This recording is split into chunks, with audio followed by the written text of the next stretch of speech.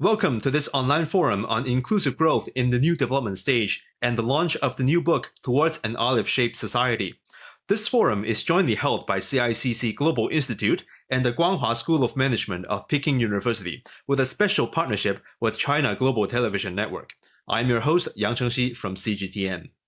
In the post-pandemic era, the Chinese economy faces an increasingly complex and uncertain external environment. At the same time, we recognize that the inequality in income distribution is a global issue. The factors behind it are complex, but they must be addressed.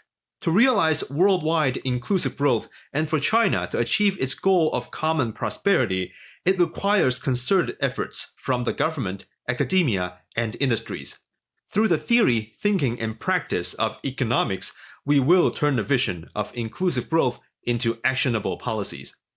This forum invited top scholars, renowned political and business experts to discuss topics such as inclusive growth, the impact of technological progress and creative destruction on income inequality, and the construction of an olive-shaped society. It is a topic that's perhaps more relevant to today's China and the world than ever before. Now, let's welcome Wang Bo, the Vice President of Peking University, to deliver the opening remarks. Distinguished speakers, dear guests, friends, good morning.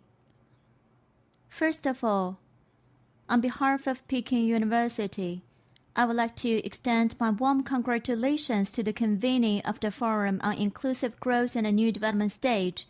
I would like to express my heartfelt thanks to all the distinguished guests and friends for your continued support to Peking University and to Guanghua School of Management. Welcome again. Since its establishment in 1898, as an institution integrating higher education, academic research, and social services, Peking University has witnessed knowledge enhancement and innovation in China and the world, and is also an important talent pool and knowledge base that leads to social progress. In this era of change, in the midst of the unprecedented changes the world has been seeing in a century and a strategic goal of the great rejuvenation of the Chinese nation, we are constantly thinking about how to adhere to an open and inclusive attitude and continue to expand cooperation with high-level universities and scientific research institutions around the world, further optimize the discipline design, closely focus on the important issues facing mankind, carry out major scientific research, and reshape the overall pattern, mission, and responsibility of the post-epidemic era. In 2022, in a second round of double first-class development, Peking University has been given the autonomy of discipline development. For a long time, we regarded the promotion of discipline innovation, interdisciplinary integration as an important strategic fulcrum for discipline construction and development. We actively serve national strategies and goals such as Healthy China, Carbon Peak, and carbon neutrality, continue to strengthen investment in key disciplines and key directions, and promote the construction of new engineering disciplines around key areas such as new materials and information technology. We constantly set up multiple new schools such as School of Material Science and Engineering, School of Future Technology, etc. In the future, we will follow the National 14th Five-Year Plan, coordinate a new round of double first-class development, further focus on the world academic frontier, major national needs, and in-depth practice of reform and development, study real problems, propose new ideas, and build new theories. Guanghua School of Management, adhering to the century-old tradition and spirit of Peking University since the establishment in 1985, continuously contribute academic wisdom to China. In recent years, Guanghua has established a Guanghua think tank platform to serve the major strategic needs of China through organized scientific research and to respond to the needs of the country and the needs of the era. For example, we undertake 3 research topics for the National 14th Five-Year Plan, and research results are used as a framework report of the plan and selected into the 14th Five-Year Plan Strategic Research Book compiled by NDRC. For common prosperity and other issues, Guanghua established a Common Prosperity Action Laboratory, which hopes to incorporate understanding of scientific laws into the thinking of policy issues and contribute academic strengths to policy formulations through the perspective of behavioral science. I think as long as we take China at the center, take this era at the center, and integrate China with the world, we will be able to build China's independent knowledge system, and we will definitely make greater contribution to the progress of the human civilization. I look forward to the world's top scholars and experts to discuss topics such as inclusive growth in today's forum and express profound insights on China and the world economy. I wish this forum a complete success. Thank you. Thank you, Vice President Wang. The academic contributions from top universities have been indispensable in China's process of achieving its goals of carbon neutrality and common prosperity. Now let's welcome Huang Zhaohui, the CEO of CICC, to deliver his opening remarks. Distinguished Vice President Wang Bo, dear guests, good morning. Welcome everyone to attend the Forum on Inclusive Growth in the New Development Stage, launch of the new book, Towards an Olive-Shaped Society, co-organized by CICC Global Institute as well as Peking University, Guanghua School of Management. Here, on behalf of CICC, I would like to extend my sincere gratitude to everyone. Today's world is facing century-old unprecedented dynamics and challenges. COVID pandemic plus Ukraine-Russian conflict generating huge amounts of uncertainties to the global economic growth, while at the same time it also urges humankind to take a second look at all kinds of challenges facing our society. However, from the perspective of economic impact, you can see that COVID is not imposing symmetry impact on us. You can see for those less developed countries, they will be under more impact and under bigger shock in this dynamics. As a result, you can see global-wise, the divergence between rich and poor got more attention. In terms of the post-COVID economic reboot and reconstitution, how to promote inclusive growth of the world economy will become a critical matter. In retrospect of global inclusive growth development history, for quite a long time after World War II, academic and policy community generally think that economic growth driven by fast industrialization will help the poor people to be lifted out of poverty and promote social equality. As a result, reducing inequality has become less prioritized versus economic growth. This kind of policy idea becomes very successful in some developed countries like United States and UK, while at the same time, some developing countries in the process of high-speed economic growth experiencing the widening gap between rich and poor. Since this century, we can see that the widening income gap in some developed countries inducing very serious social conflicts. The poor population cannot have access to the fruits and benefits of economic development, which will influence the quality of the economic growth as well as social stability. In the past, we have been overlooking equality and pay more attention to growth. While we reflecting about this idea in the international society, we initiated the idea of inclusive growth, requesting that while promoting rapid economic growth, we have to pay more attention to the social sector development, to pay more attention to the welfare of those vulnerable population, so that more people can enjoy the benefits and fruits of economic growth. From a deeper level perspective, inclusive growth is not just simply income redistribution. We have to make the economic cake bigger so that all the people can enjoy the benefits of economic growth and realize equality. We pay attention to economic growth itself. Well, we also emphasize that the growth benefit must benefit all different society and communities. And based on this idea, both internationally and domestically, we have seen very clear guidance in terms of the growth policy towards inclusive growth.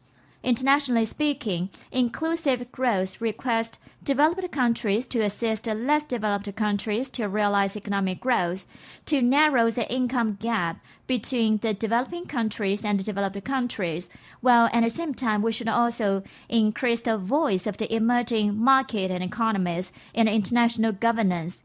Domestically speaking, we requested that we should reduce income inequality and to reduce absolute poverty, and also offer equal opportunities for everyone, including education, medical services, as well as old age support. At present, China is in a new development stage. The implementation of the new development philosophy and the development of the new configuration will be finally reflected on high-quality growth as well as common prosperity. There are 5 key words for new development concept. They are innovation, coordination, green, open, and sharing. It means that economic policy not only pursues efficiency but also attaches importance to equality, so that to promote equal access to the fruits and benefits of growth by all the people. In particular, in the post-COVID era, you can see that the external environment for China's economic growth become more complicated. Domestically speaking, we're also facing shrinking demand, supply-side shock, as well as weakening expectation. Against this background, how can we better choose and utilize policy instruments to better and organically combine short-term policy with long-term development goals? It was our in-depth research and discussion. In 2021, we publicized Economics of Carbon Neutrality as well as Innovation Keep the Torch Burning. After that, CICC Global Institute and CICC Research joined hands again to draft the book of Towards the Olive-Shaped Society. Based on the targets and objectives and connotation of olive-shaped society, income distribution status quo, market mechanism, public policy, investment idea, we have comprehensively discussed about the future development pathways as well as possible challenges. While at the same time, CICC Research joined hands with Peking University Guanghua School of Management to co-host the Forum on Inclusive Growth in the New Development Stage. We invite domestic as well as international experts to discuss the grand vision of realizing inclusive growth global-wise. We believe that with a whole day of brainstorming, this kind of insights can generate more inspiration as well as enlightenment to us. Since the foundation of CICC, we have been always serving national strategy as well as promoting capital market development as our own mission. We have been focusing on medium and long-term development of Chinese as well as global economy and financial and capital market development. We have been leveraging our own strengths, offering forward-looking and leading and pioneering ideas. We have been actively contribute to the policy making for the government and to serve the national strategy.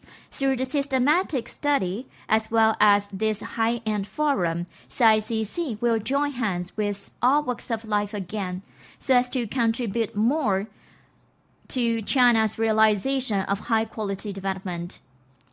On occasion of the launching of the new book, I would also like to thank CICC Publishing House. I would like to thank all the editors and the publishers. Thank you for your devotion and dedication to this book. And finally, I would like to thank all the guests for attending today's forum. I wish today's forum a complete success. And I also wish Towards an Olive-Shaped Society becomes the best seller. Thank you. Thank you, Mr. Huang. Inclusive growth has been an international challenge with diverse experience across countries. While we expect Chinese experts to share their visions through the keynote speeches today, as well as through the new book, it is also our hope that the international lineup of experts here today can create a collision of thoughts and ideas. Now let's welcome Muhammad Yunus, winner of the 2006 Nobel Peace Prize, to give a speech. He founded the Grameen Bank, a community development bank founded in Bangladesh that provides microloans to the impoverished. He is now also exploring this model in China. Let's welcome Mr. Yunus.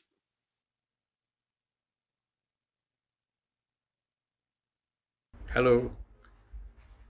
Thank you very much for inviting me. China International Capital Corporation. We are talking about common prosperity, prosperity for all of us. That's true. That's the objective we should have. But I have been worrying about something else. Over time, I'm drawing attention to the world, that the entire world is moving very fast in a way of suicidal path. We are about to commit suicide, the entire world, the way we have organized ourselves, as if we are in a fast train and moving in that suicidal path to destroy ourselves very soon. And our last station is very, very close. And that's what we have seen over years. Now it's getting worse because it's not one idea, one particular problem that we have in front of us, then multiple of it. And each one of them is good enough to destroy ourselves. And on top of it, while we have them over time accumulating, we were faced with, in the 2020 and 2021, with a global pandemic. This is new. This was not in the scheme of things. It was not in that fast train. But now fast train got that too, and made the journey worse because of the global pandemic. And on top of it right now, we are in the face of a big war threatening the peace and security of the entire world. We don't like that, but it's here. And everywhere you go in the world, people are talking about the war. The only news you get is about what's happening to the world because all the countries are kind of facing each other. And today's war means some total destruction. It's a suicidal war. Nobody's winner because of the atomic bombs and all the things that we have in possession of all the countries, and the technology is helping. So this is where we are. We are talking about common prosperity. So now we are faced with common survival. So do we go for common prosperity or we focus on common survival? I'm drawing attention that let's focus on common survival first before we talk about the common prosperity. Because we are responsible.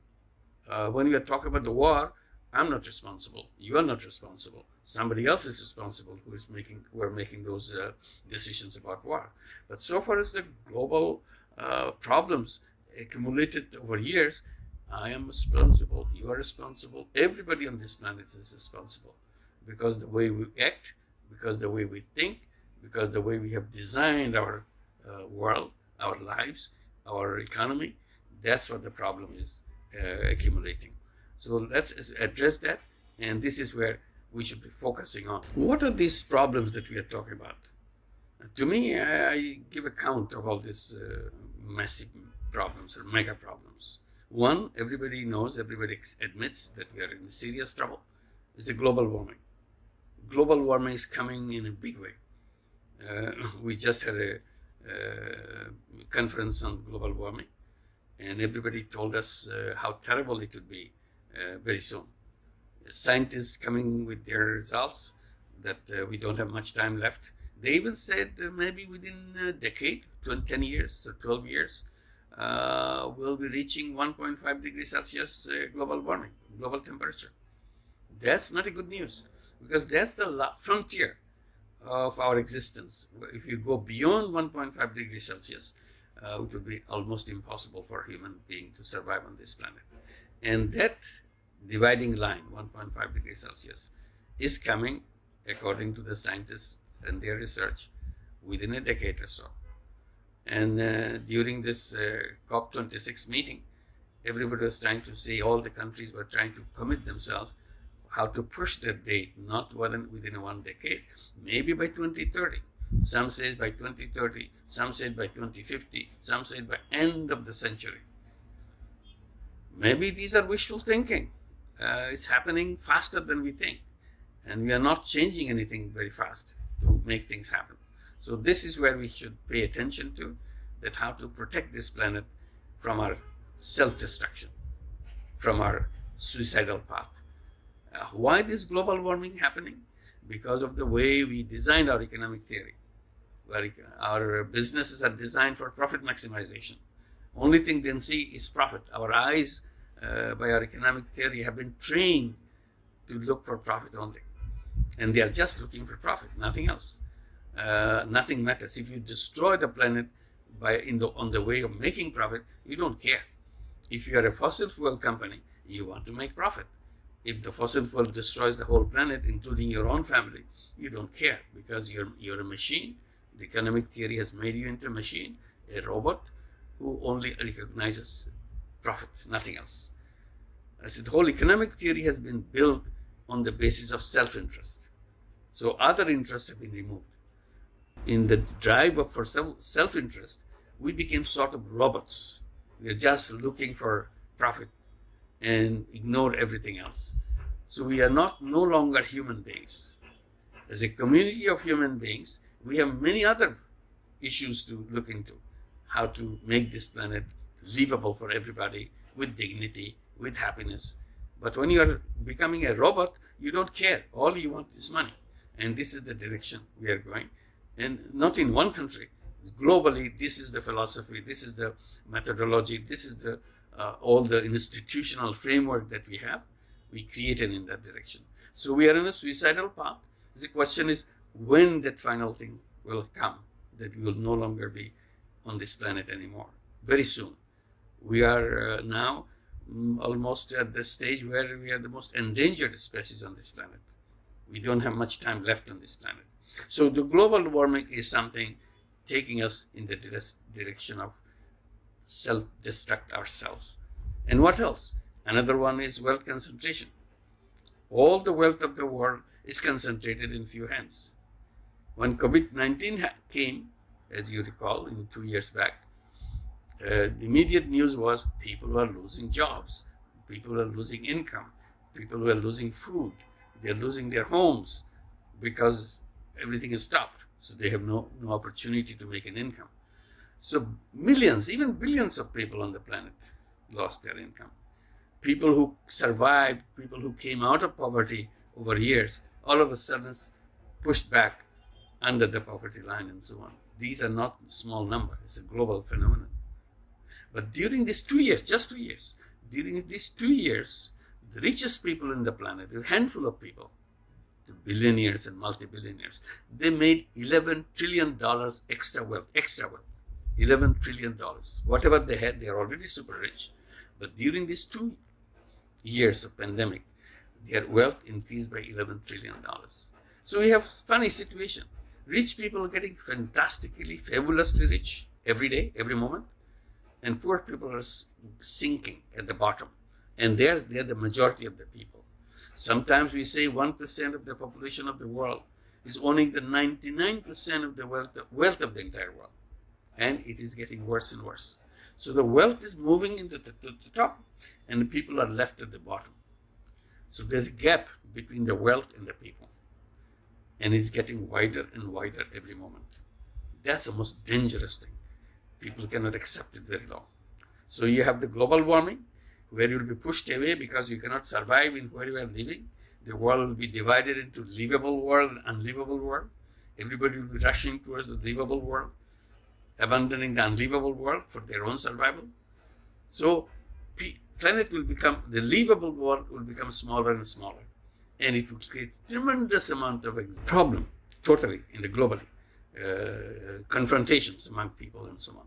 And then wealth is dividing up between small number of rich people owning everything, and the rest of the planet, people in the planet having very little. That was again a ticking time bomb. It will explode anytime. Third problem we have is massive unemployment because of artificial intelligence that is coming. That artificial intelligence will remove human beings from jobs, from activities. So people become massively unemployed. So I said, if you look at only these three elements, forgetting about the COVID-19, forgetting about the war that is coming up or is still going on, and how long it will go and how big it will become, these are extra problems. We are in a very bad shape. So we have to look for what we can do to save this planet. And I'm talking about creating a world of 3 zeros. Against the planet that we have, creating all these problems, we have to create a counter world which doesn't have those things. And it is possible. If I want to behave in a rational way, you want to behave in a rational way, we can create that world. What will be that world? It will be a world of 3 zeros. 0 net carbon emission, 0 wealth concentration, 0 unemployment. So first, we have to decide that we want that world. We don't want to go in this huge tsunami which is taking us to the ultimate destruction. We want to resist that. We want to create a new world with 3 zeros. And we can create that 3 zeros world if I want to become a 3 zero person and you want to become a 3 zero person. How do I become a 3 zero person? I become a 3 zero person by making sure I do not contribute to global warming. Am I contributing to global warming? Of course I'm contributing to global warming. I use fossil fuel all the time in my electricity, in my cars, and I do that. And I said fossil fuel is destroying the world. Of course it's destroying the world, and I'm responsible for it. And I'm supporting the bank which is financing the fossil fuel industry because I put my money into the bank which finances the fossil fuel industry. So I don't want to put my money into fossil fuel supporting banks. So I resist myself. I am not contributing to global warming. So you check that. How many ways I am contributing to the global warming. Then I see, can we create 3 zero companies, 3 zero businesses, 3 zero institutions. So everywhere we have to check whether we are doing that. So if you do that, we have to undo that. We change differently, and you have to build it up. It will slow down our activities a little bit, but we will at least survive on this planet. Our children will survive. Today, our children have no chance of surviving in this planet. So we want to create that 3 zero world. And I'm talking about with my experience in microcredit. I defied the banking system, telling them that they are wrong. They are lending money to the people who already have lots of money. They give lots of money to the people who already have lots of money. They don't give money to the people who don't have money. I said, this is strange. Banks should be giving money to the people who don't have money. Only after they have done that, then they go to the people who have some money and more money and more money. But they are doing just the reverse way. So we wanted to reverse the banking system, and we did. We called it microcredit. We call it Grameen Bank. We created a bank which is just opposite of the conventional banking system. Banking system wants collateral. We said forget about collateral. Poor people cannot afford to give collateral. So it's a banking system without any necessity for any collateral. It's a collateral-free banking system. People are shocked to hear that. How can you have a bank without collateral? How can you give money to someone without having something to guarantee your payment? You don't have a handle. I said, you don't need a handle. If she benefits, she will pay you back. They said, no, this is not the way to do that. We started doing that.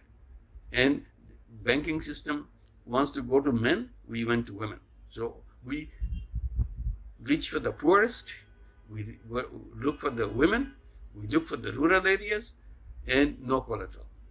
And it became very popular because it worked.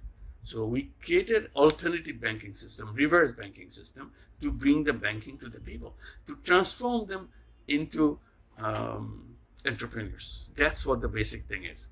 All human beings are basically entrepreneurs. We wanted to bring the finance to the entrepreneurs. So the poor people become entrepreneurs. Poor women became entrepreneurs, taking a small amount of money, $50, $100, $200, turns herself into an entrepreneur, starting a business, and step by step moving up.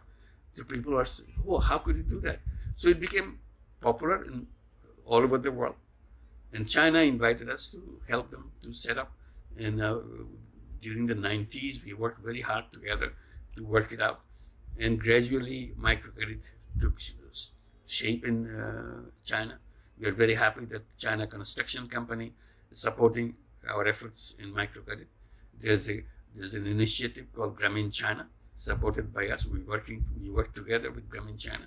And Grameen China is benefited by the support of the China Construction Bank. I hope your institution, Capital Corporation, can also support the China microcredit program, Grameen China.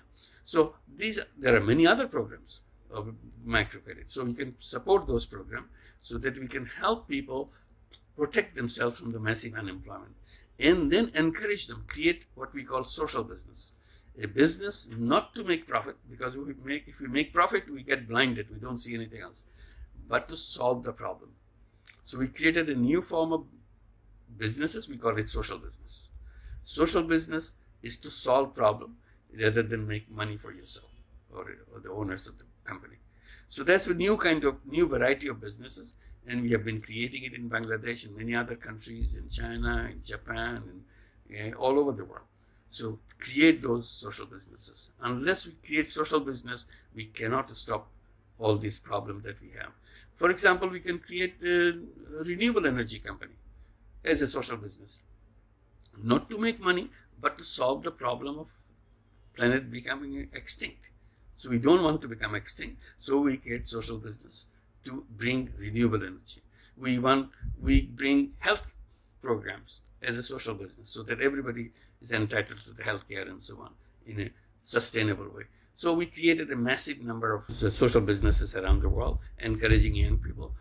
We are inviting the universities to create Yunus Social Business Center so that they can teach social businesses in their curriculums and so on, understand how to protect this planet, how to make this planet survive, and then become head for prosperity, common prosperity for all. First, we must ensure the survival. That's my point.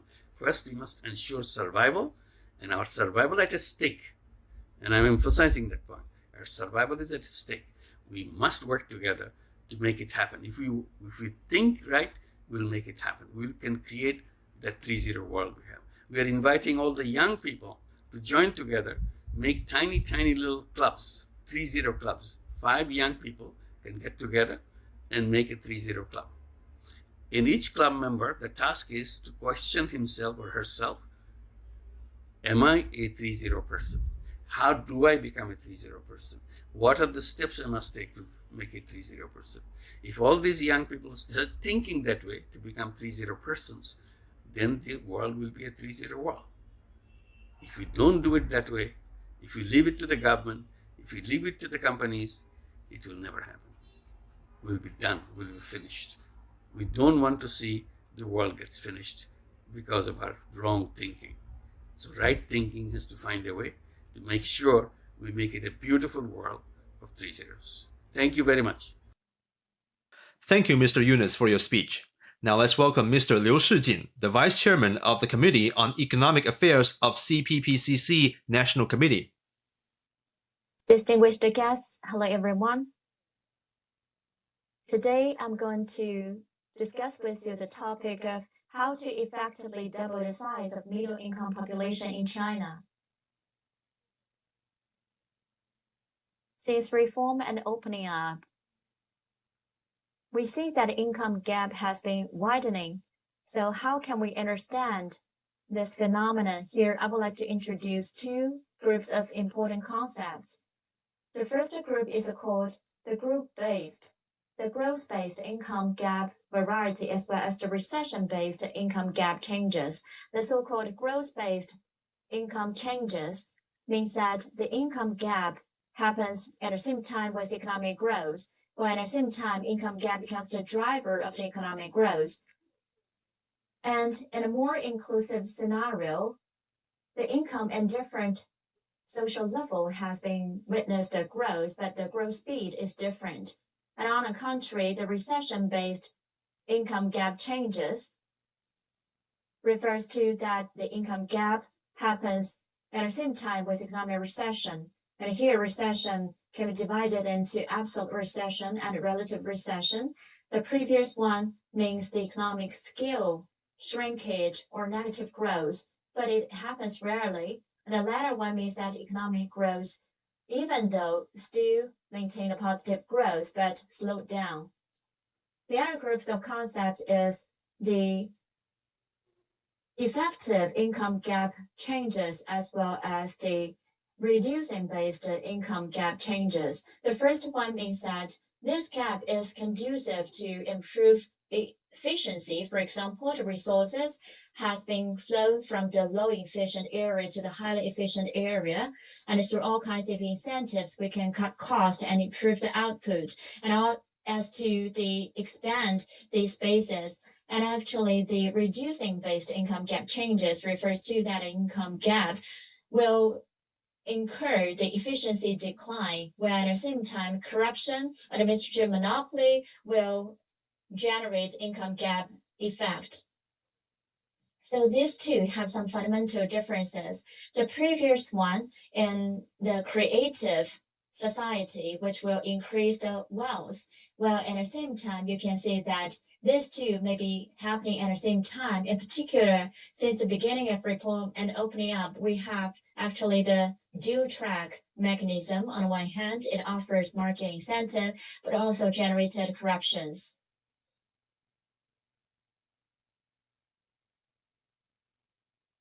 So this is my analysis at the very beginning. The purpose of this analysis is to analyze China's income gap since reform and opening up. So we think that actually in China, this kind of income gap is more from the synergetist reform, and actually the economic growth is quite approaching to the changes of the income gap changes over the past years. So we can conduct this assessment. And recently, there's one concept initiated in China, which is common prosperity. Since the reform of opening up, China initiated ideas that some people or some geography can become rich at first and then lead to the common prosperity of the entire society. You can see that some people get rich first is the first stage of common prosperity. And after 40 years of development, China already entered into another stage. The other part of the population also get rich, and the entire population become rich. So we can see that this is the second stage of common prosperity.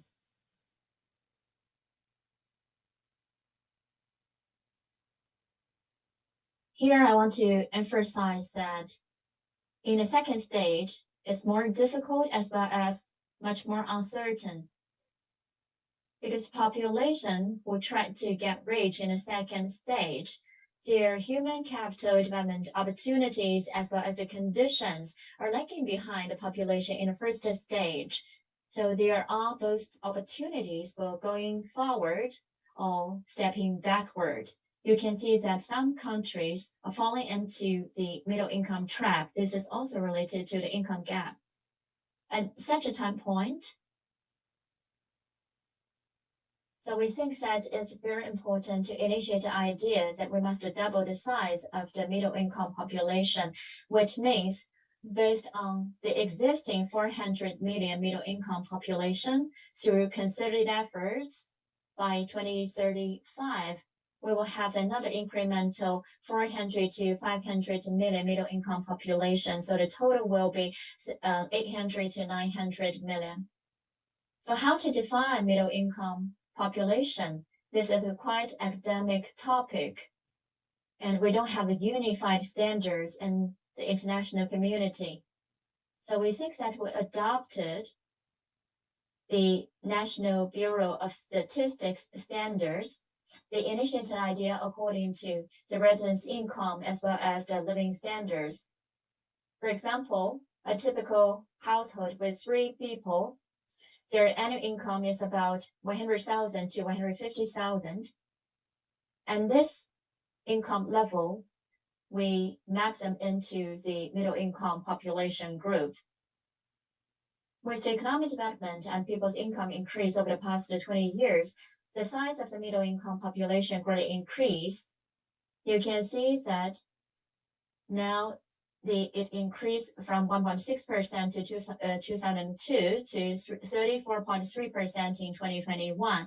You can see that absolute size already exceeds 400 million population, which is 1.25 times of the US population.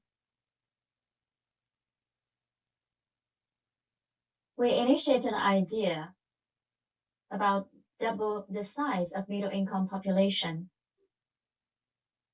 I believe that there are very important implications.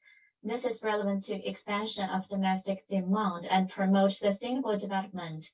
And it also generated with the human capital as well as the industrial upgrading and transformation. It's also related to narrow the gap and lay a solid foundation for the long-term social stability so as to promote high-quality social development and delivering common prosperity.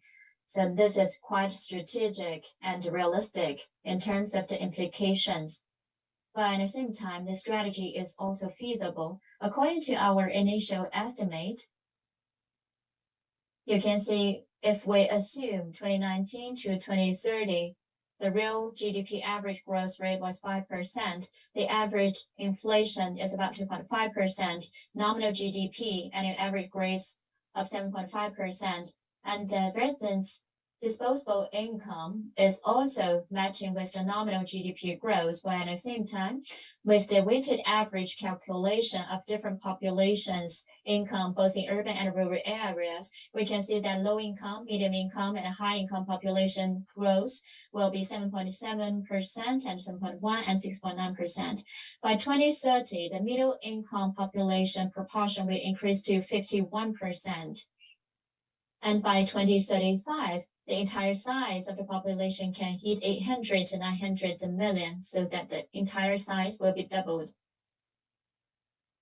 This is the first thing I want to talk about. And secondly, I want to discuss with you some potential middle income population. We want to specifically analyze this population. Nationwide, you can see that 70% of the population, which is about 1 billion people, they are actually lower than the line of the middle income population or approaching the bottom line of the middle income population. For this part of the people, just like I said, we have 400 million middle income population, but for the 1 billion people living below this middle income line. So the 400 million people within these 1 billion people, we think going forward, this is like the potential group of people who may have the potential to become the middle income group. So how can we achieve the doubling target for mid-income population? So first, there's like a low-income group, right? So as a share in 1 billion, so the share is around 40%. So meaning there is 400 million people within a cohort of a low-income population have the potential to be developed into the mid-income group, which is our objective. We have some calculation here. The corresponding family annual income is between 40,000 to 100,000 for this 40% low-income population. And they bear the following hallmarks, which I'd like to bring to your attention. First, the distribution is imbalanced, mainly concentrated in urban and township and the eastern areas. And around more than half of those potential mid-income group are related, for example, to peasants. And from this perspective, only around 20% of them live in rural area. And more than 40% of those potential mid-income population actually live in eastern area of this country. Moreover, around 2/3 of these potential mid-income people rely on salary, and they are related to peasants, as I explained. So within this potential mid-income group, 22% were born in rural area and are still living in rural area. And around 18.8% were born in rural area, but they have migrated to urban area, but they have yet to obtain the urban registry household system or certificates.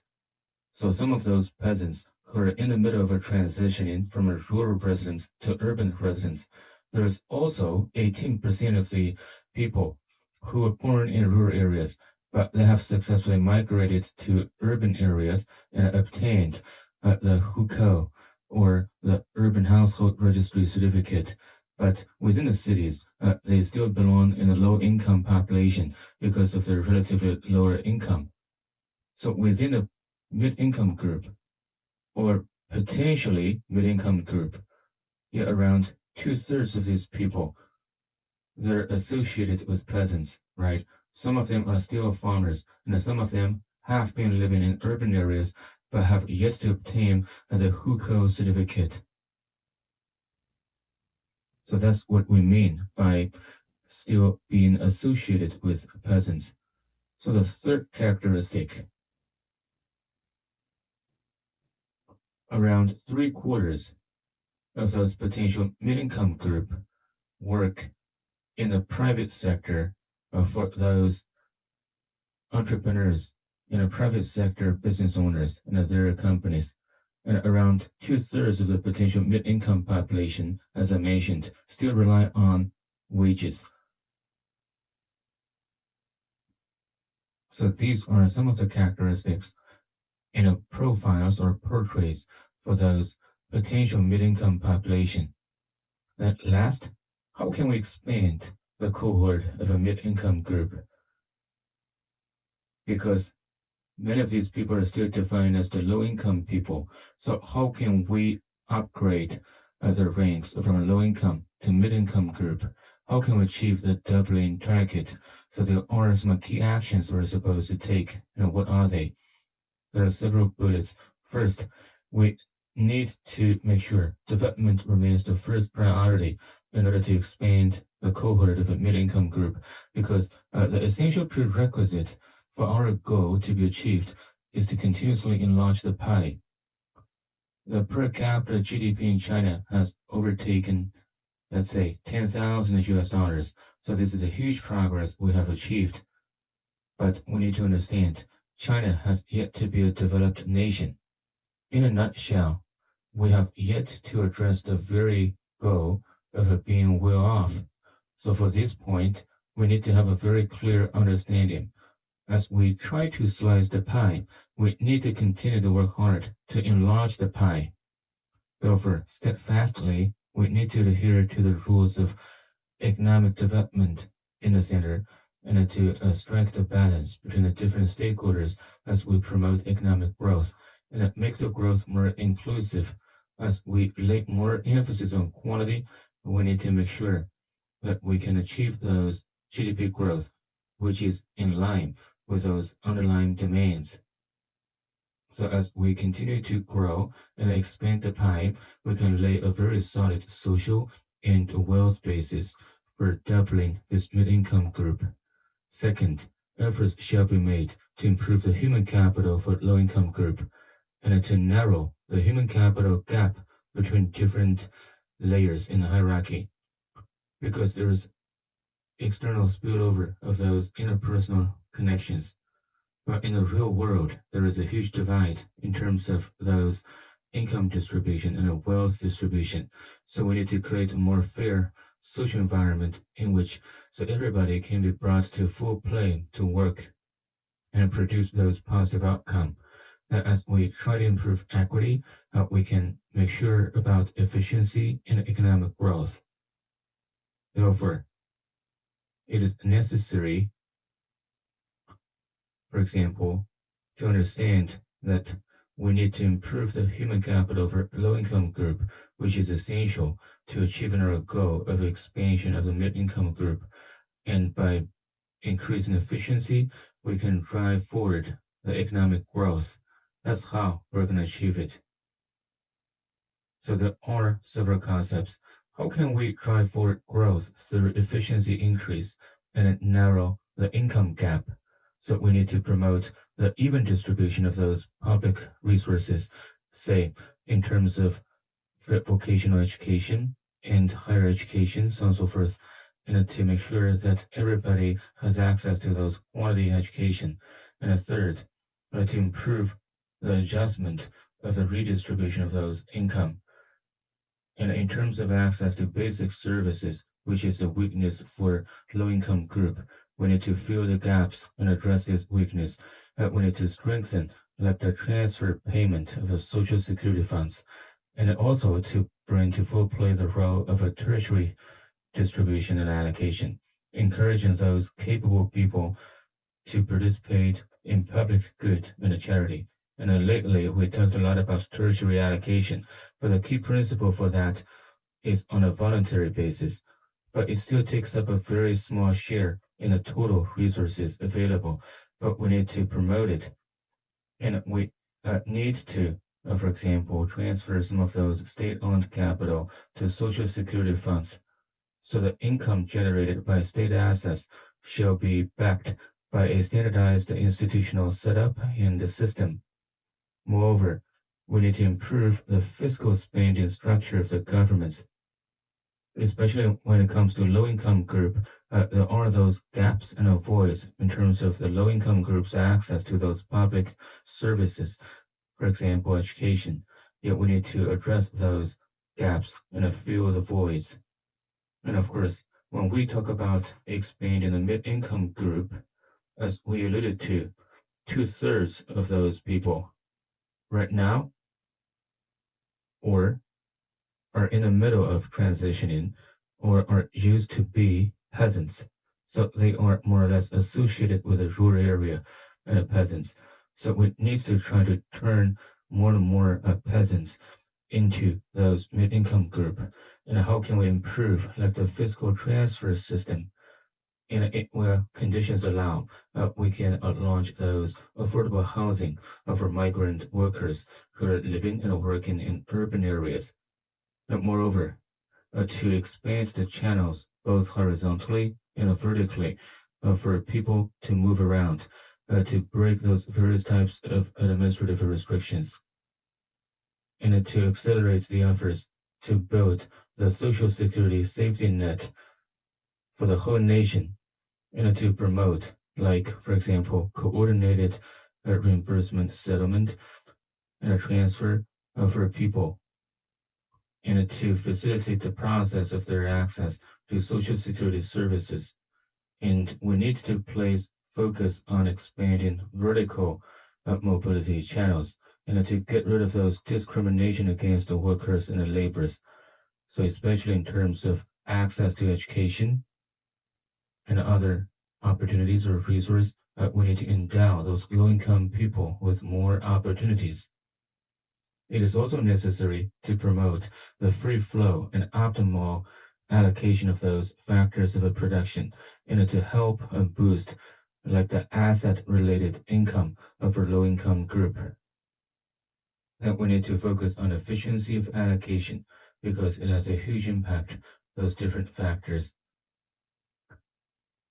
So the urban residents, for example, their properties on the national land are able to be traded, right? But for rural peasants, there's like a collective land, the collective ownership. Some of those land and the properties or houses cannot be traded on the market. So as a consequence, the income or asset divide is expanding. Therefore, according to the third plenum of the 18th People's Congress, the requirements were put forward to accelerate the launch of those rural land and property onto the market. Then from this perspective, there may be some proceeds therein. So the proceeds shall be deployed to improve the social security system for rural area, to get rid of their concerns, to make sure that we can make the land use more efficient. So as the peasants' income increase, then they can be supported by a very steady and a stable social security safety net. So encourage those rural people to go to urban areas and vice versa. However, there are still some institutional restrictions. Therefore, the personnel, capital, technology, and the land, what we want to achieve is the bidirectional flow. If an urban resident wants to purchase home in a rural area and create a business, yeah, we need to support these campaigns and endeavor. So we also encourage those urban dwellers to go to the rural area to set up those senior home community, right? That as we develop those small townships, we encourage those urban and township personnel to deploy their capital and joint the efforts to develop a rural area. I also want to emphasize we need to improve business environment and to boost the private sector economy. Around 60% of the mid-income population and 75% of those potential mid-income group are working in the private sector. So in the past, we talked about the necessity to promote the growth of a private sector, but now we have the goal to double the size of the mid-income population. Then we have a better reasons to promote the development of a private sector. So I think from this perspective, going forward, how can we promote the further development of a private sector? Yet there is a stronger imperative and there is a stronger urgency going forward. So from this perspective, we should develop new understanding about this, about the necessity to improve a business environment and help those micro and small businesses to achieve further growth. First, for the existing mid-income group, how can we have them stabilized? Second, we need to achieve the doubling goal, which is very important. So going forward, we should take actions to protect the property rights of those perceived based on their innovations and other legit rights and income, and to create like a fair environment for entrepreneurs so they can continuously innovate with a good kind of a market environment governed by rule of law. That's it. Thank you. Thank you, Mr. Liu Shijin, for sharing your thoughts. Now let's welcome Mr. Gregory Ronald Gray, Chief Economist at the United Nations Development Program. Good morning, and greetings to everyone from New York City. Special thanks to CGI and the Guangzhou School of Management for the kind invitation. I'm delighted to be here. The question of inclusive growth has never been more urgent. With the after effects of the COVID-19 crisis and the current ripple effects of the war in Ukraine, UN Secretary General Antonio Guterres has commissioned a global crisis response group to address the immediate effects of the crisis and allow us to return to a longer-term conversation about inclusive growth, the SDGs, and the Paris Climate Agreement. Allow me to share 3 steps that bridge the current crisis to the future. The first step is about the current cost of living crisis, from surging food and energy prices, which is indeed adding an additional layer to the challenges of inclusive growth. At UNDP, we've identified 118 countries affected by either food or energy price shocks, with 5 hotspots that span the West Balkans, Central Asia, Northern Africa, the Sahel region, and parts of Latin America, with price surges that increase the risk of acute food insecurity and poverty. The current crisis illustrates a very recurrent pattern in recent years. We're affected by a crisis with global ripple effects. Our mitigation systems, both macro, protecting economies, and micro, protecting households and small businesses, prove insufficient. But rather than strengthen the multilateral system for a coordinated response, we see many countries look inward, thus adding to a fragmented response. We need to question whether we are fit for purpose at a systemic level, which includes all of us, the UN development system, international financial institutions, multilateral development banks, and governments. The second step is that inclusive growth requires an ecosystem of interventions, and thus requires strong local and national institutions. Economic growth is crucially important, but the ingredients that make the benefits of growth spread to all of society go well beyond growth. From the public transportation systems we take each morning, to the public schools and hospitals that we take our children to the systems of care that nurture children and take care of our aging population, and the sense of security we have in our day-to-day lives. The Sustainable Development Goals provide the narrative for that balance and harmony. More than a dashboard of indicators, the SDGs are a thermometer of how well we are managing the balancing act of development, which includes growth, inclusion, protection of the environment, and other dimensions of well-being. UN Secretary General Antonio Guterres has underlined the importance of thinking beyond GDP for this and future generations. GDP is a good measure to capture the flow of goods and services, but is not a good measure to assess progress or to be used as a yardstick for well-being, sustainability, and resilience. We are working on an ambitious beyond GDP agenda at the UN, which we hope will chart a new path for this conversation. The third step that bridges the present to the future is that this generation will witness what we believe will be a remarkable transition from one type of growth pattern, let's call it convergence 1.0, based on GDP per capita catching up between poor and richer parts of the world, to another type of convergence that we call convergence 2.0, based on decarbonization, lowering our material footprint, striving to create the highest level of well-being within planetary boundaries. This transition, we believe, will put many global rankings upside down, as 20 or 30 developed and advanced economies have mostly overshot their carbon emissions budgets, but the other 150 or so economies are below their carbon emission per capita budgets. As rich economies decarbonize, developing countries will lift their standards of living, but also decarbonize at a slower pace. We call this process a race to the middle, the place where economic activity is decoupled from carbon emissions. This will mostly replace the current race to the top that observes no pollution limits, no CO2 limits, no material limits for land and ocean ecosystem use. So let me wrap up. The UNDP works in close to 170 developing countries around the world on the short-term and long-term challenges of inclusive growth. We know the task is made more difficult by successive waves of crises, but we will not stop working to achieve the highest level of human development within planetary boundaries and to keep an eye on future opportunities for digital and green transitions. We are delighted to follow the outcomes for this conference and are certain that the academic and policy presentations will enrich our collective knowledge, our policy and programmatic support as well. So many thanks again. Thank you, Mr. Gray. Whether it is the long-term goal of realizing inclusive growth or the managing of immediate crises that we face, what's required is closer international collaboration.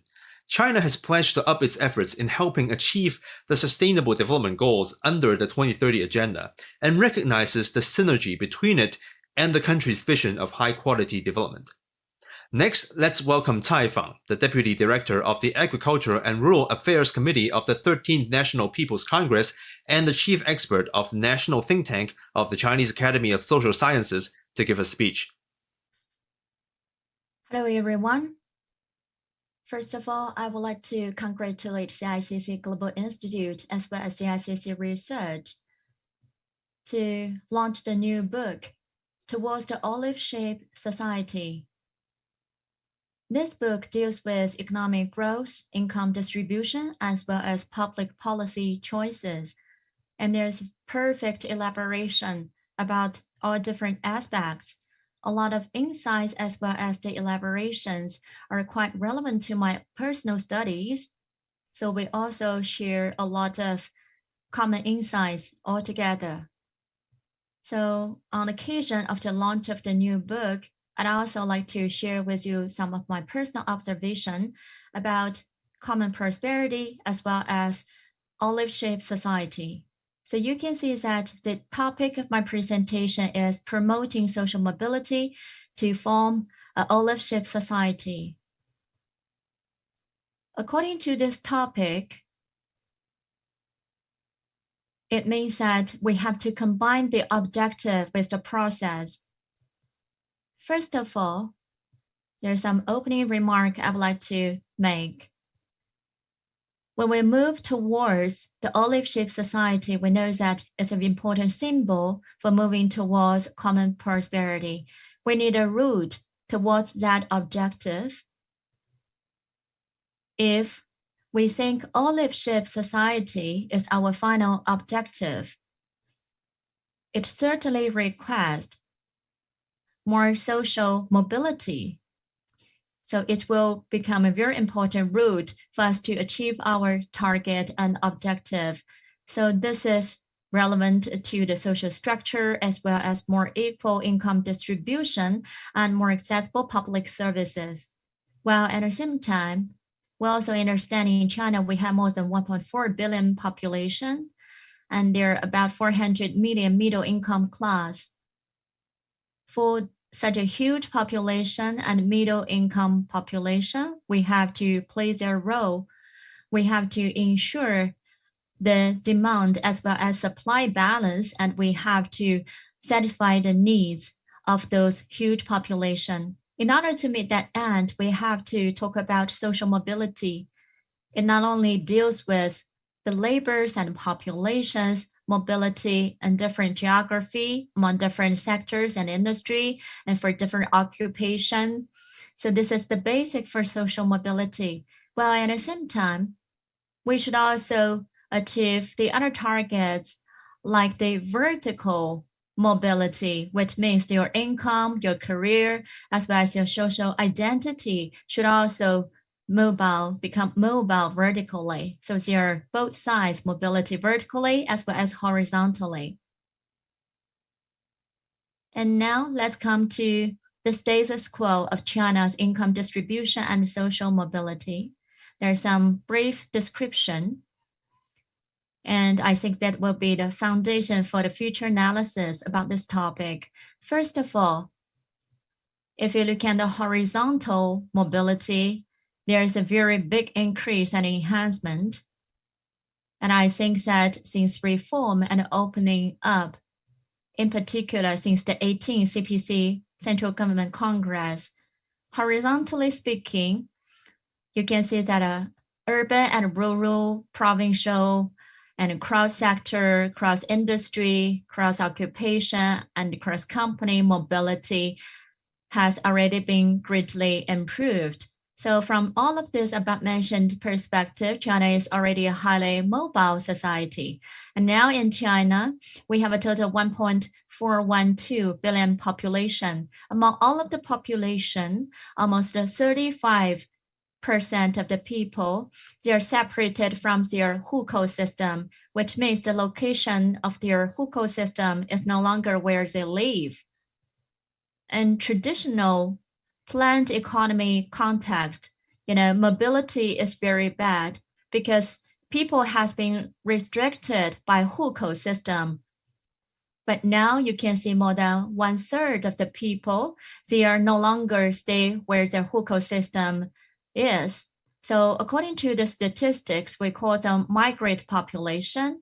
This people takes about 26.6%, which means for 35% of people who separated from their hukou system, 26.6% are migrant population. And I think that there are some migrant farmers who live their towns and villages and find jobs in the cities. And now there's about 172 million these migrant workers. This kind of population migration can help us to reallocate the resources in a wider geography. And macroly speaking, the productivity can also be enhanced. And come to the micro perspective, the household income and personal income will also be increased. These two trends coincide with each other. So I think that with the mobility of the population over the past decades, it not only contributes to the residents' income increase, in particular the farmers' income increase, while at the same time, it also contributed to the macroeconomic growth as well as productivity increase. Well, at the same time, we should also see that by different standards and benchmark, the income gap is still very wide. According to international standards, we should see that urban and rural income gap, as well as the overall residents' income gap by Gini coefficient is pretty high. It is relatively high based on international comparison. the Gini coefficient is above 0.4, usually speaking, if it is below 0.4, it is a reasonable status of income distribution. Then in terms of the urban and rural income divide, overall speaking, this kind of a divide in an income gap contributes 50% to the overall income gap. That is to say, half of the income gap is driven by the divide of income between urban and rural areas. Moreover, between the rural and urban areas, in terms of the basic access to those basic public services, there is uneven distribution as well. So there are those different types of gaps in terms of income and access to basic public services between urban areas and rural areas. So it means right now there is the dual structure in both economic and social structures and fabrics in this country. So this is not only the result pointing to those gaps which are existing out there. In the meantime, it is a barrier for social mobility because the dual structure is like an institutional barrier which impedes those social mobility. So you can look at this chart. Right now, the urban and the township residential income is on the rise. The same holds true for rural residents, but there is still a gap between these two. The overall Gini coefficient is still hovering above the level of 0.4. So there's still the gaps. Why? If you look at the horizontal flow and longitudinal flow, the flows are not adequate. So with inadequate longitudinal flow in particular, there isn't a hallmark that we have shown, namely the olive-shaped society. We're not there yet. If you look at the educational level, the occupational stature, and the income classification, there isn't to be an equal kind of a channel upward the social ladder. As far as it is concerned now, from the National Statistics Bureau perspective, according to the official numbers, there is around 400 million mid-income population out of 1.4 population. So the size and the scale of this mid-income group is yet to be big enough, given the huge population in China. Moreover, according to our definition of a mid-income group, a family of 3, for example, with an annual income of between 100,000 to 500,000. From these lens, this is not like a very high criteria, but it is in line with the current stage of development in China. Generally speaking, internationally, there is like middle class as a measure for mid-income group, but in China, it is the definition of a mid-income group which is more popular. There are 2 methods of assessment. First, the relative methodology.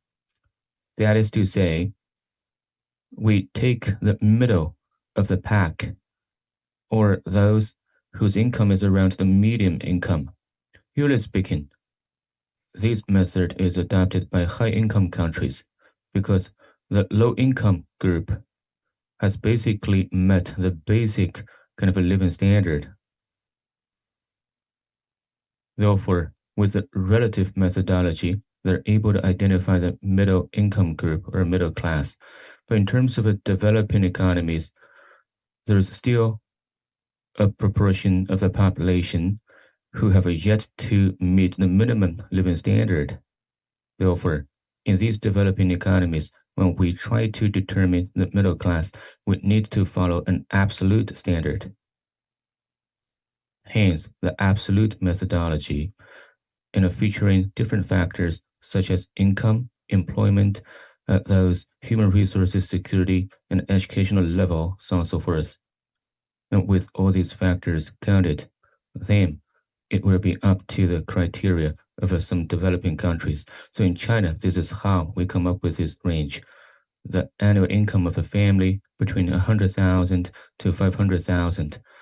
So there are 5 tiers for urban residents and 5 tiers and levels for rural residents as well. And in this hierarchy, as you can see, roughly speaking, the mid-income group is mainly concentrated in urban and township areas, and the middle to high income residents within that cohort. But this is not a big group in China. Therefore, we're not there yet for an olive-shaped society. So it boils down to the reasons of the lack of a social mobility. So naturally speaking, it is necessary for us to analyze some of the key factors which may put a dent or restrict the social mobility. It is a multifaceted topic. I select some of those important factors which are the particular witness of the current society. So first, as I alluded to,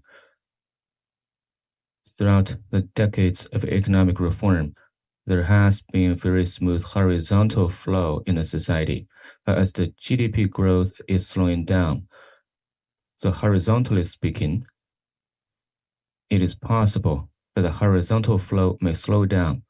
If you look at this chart, starting from 2010, the working labor hit the peak and it began to drop from that point onward. So there is a lack of a labor supply.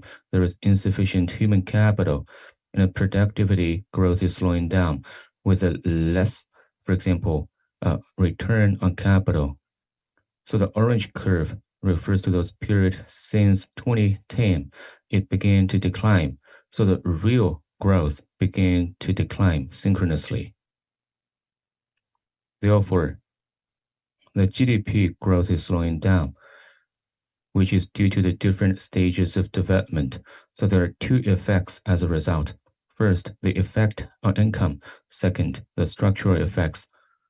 So the non-farm labor, the employment growth is slowing down. So the productivity is dropping. Then the speed at which corporates are expanding is slowing down. In the meantime, between urban and rural area, the different territories and industries and the companies, the redistribution of labor is growing at a slower pace. So there is lesser room now for horizontal social mobility. As that happens, the longitudinal or vertical mobility channels are narrowing. So to a certain extent, earlier on, the GDP was growing at a higher speed, so the education and industrial restructuring were ongoing at a faster pace. So there were a lot of opportunities due to Pareto optimization. Everybody was able to share a slice of the pie, right? But now, as we're having fewer and fewer opportunities, there is more like a zero-sum game, which is ongoing, meaning if I take this opportunity, which may happen at the cost of other people's opportunities. So overall speaking, the GDP growth slowing down has yielded a certain impact on social mobility. In the meantime, the demographic aging is exacerbating. As we can see here, in 2021, the natural growth of a population, meaning the birth and the death both counted in, that after this netting, what about those pure growth? It was close to 0.34 out of 1,000.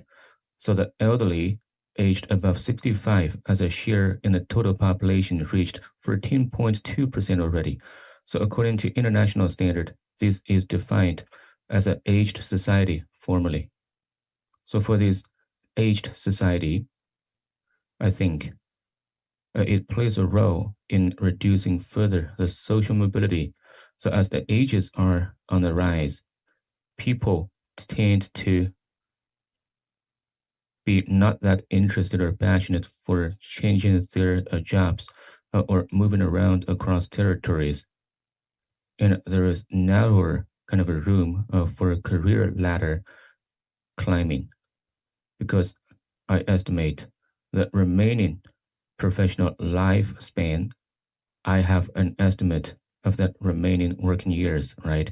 The fewer working years before retirement are, then less room for climbing the social career ladder. So the less motivated people are, and the income growth will be slowing down accordingly.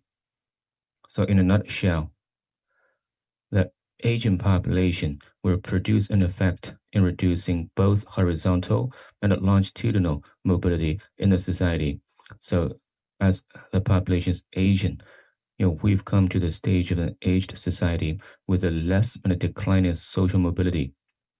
So on this stage, it is necessary to create an elderly-friendly environment in terms of employment and entrepreneurship.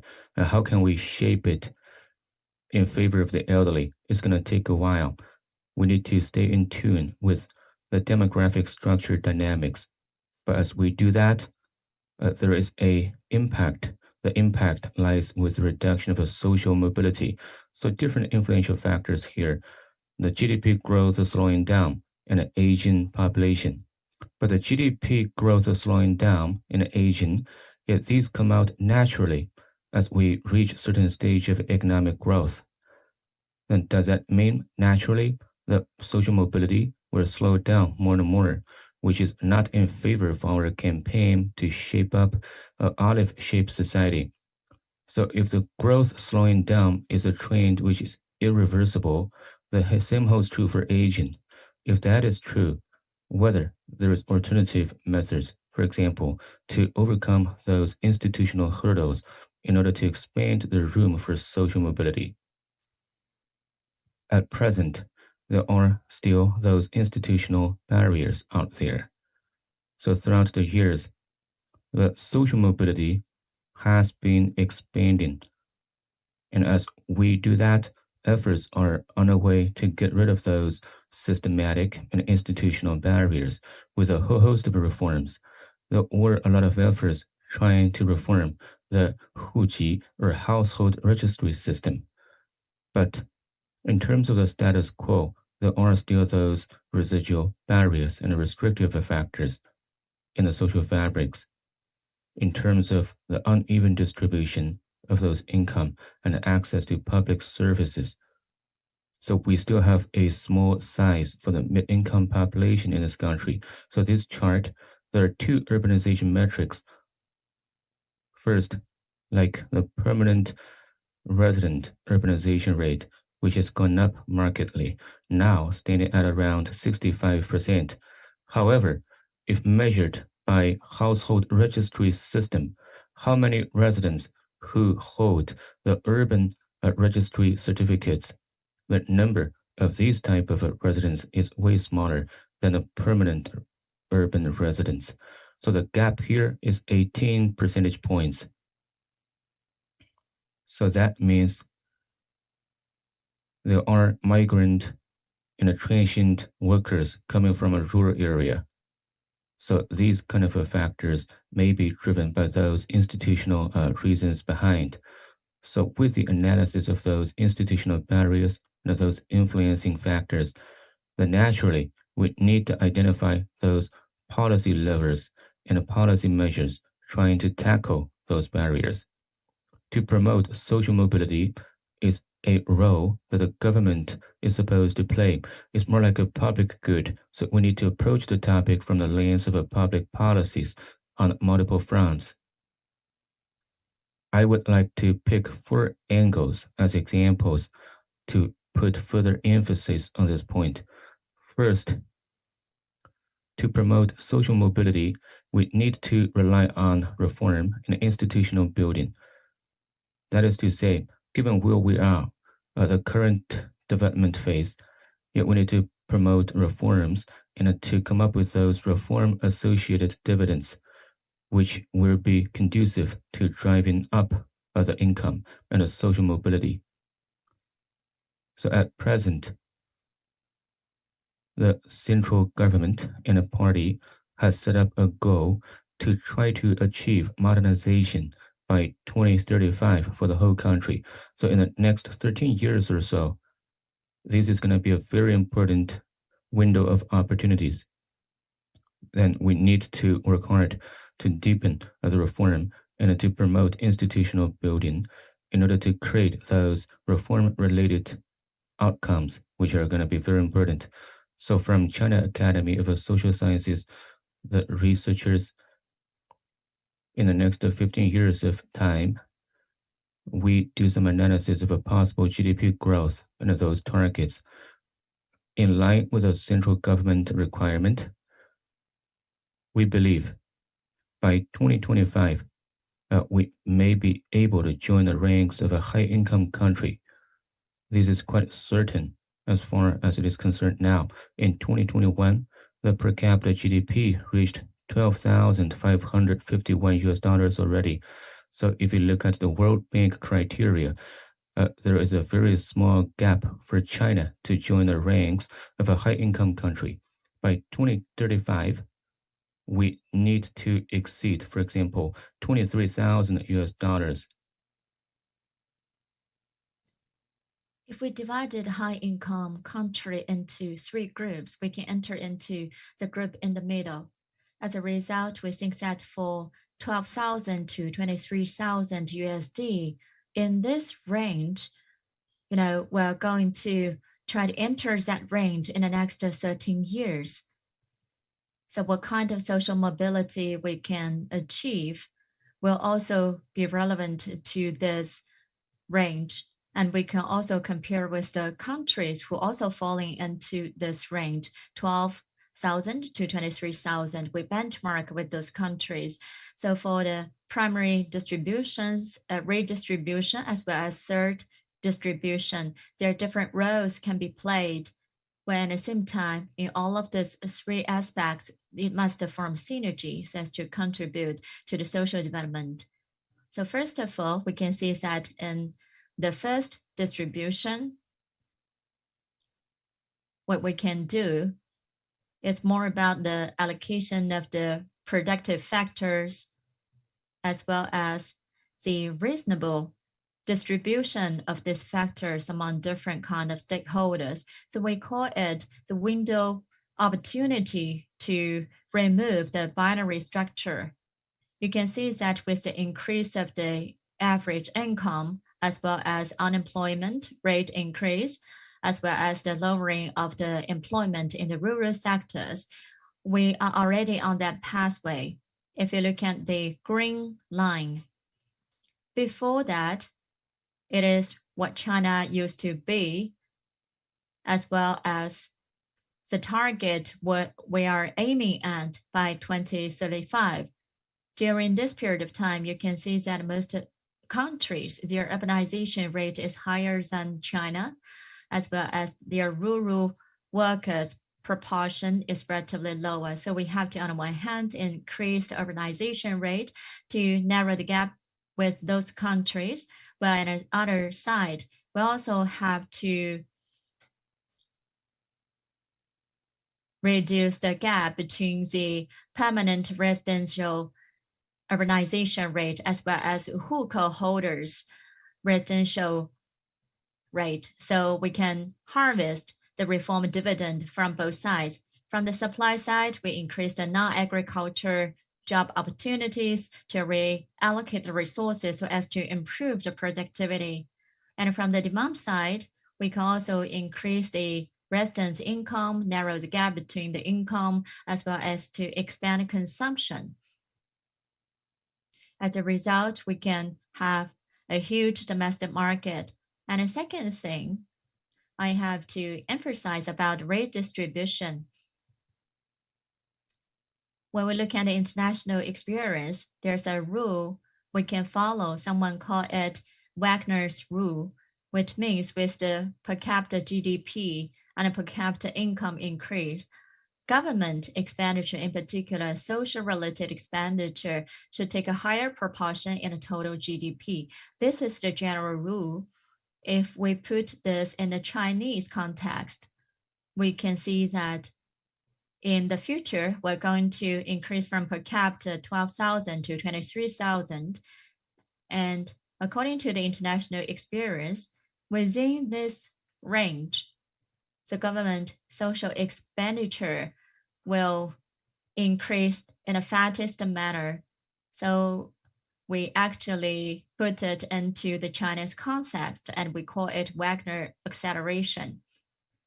In the next 13 years, I think that the coverage of the basic public services as well as the whole population and whole life cycle coverage should be greatly enhanced. In that way, we can build the welfare country with Chinese characteristics. So we have to increase expenditure and its proportion in the GDP to improve the coverage of social protection as well as social welfare. And in terms of the third distribution, we know that it includes philanthropy, charity, CSR, etc. Here, I want to emphasize that besides all of those, I want to say that we should make technology do good, innovation as well as algorithm to aiming at good. So this is the most important thing we have to think about in the third distribution.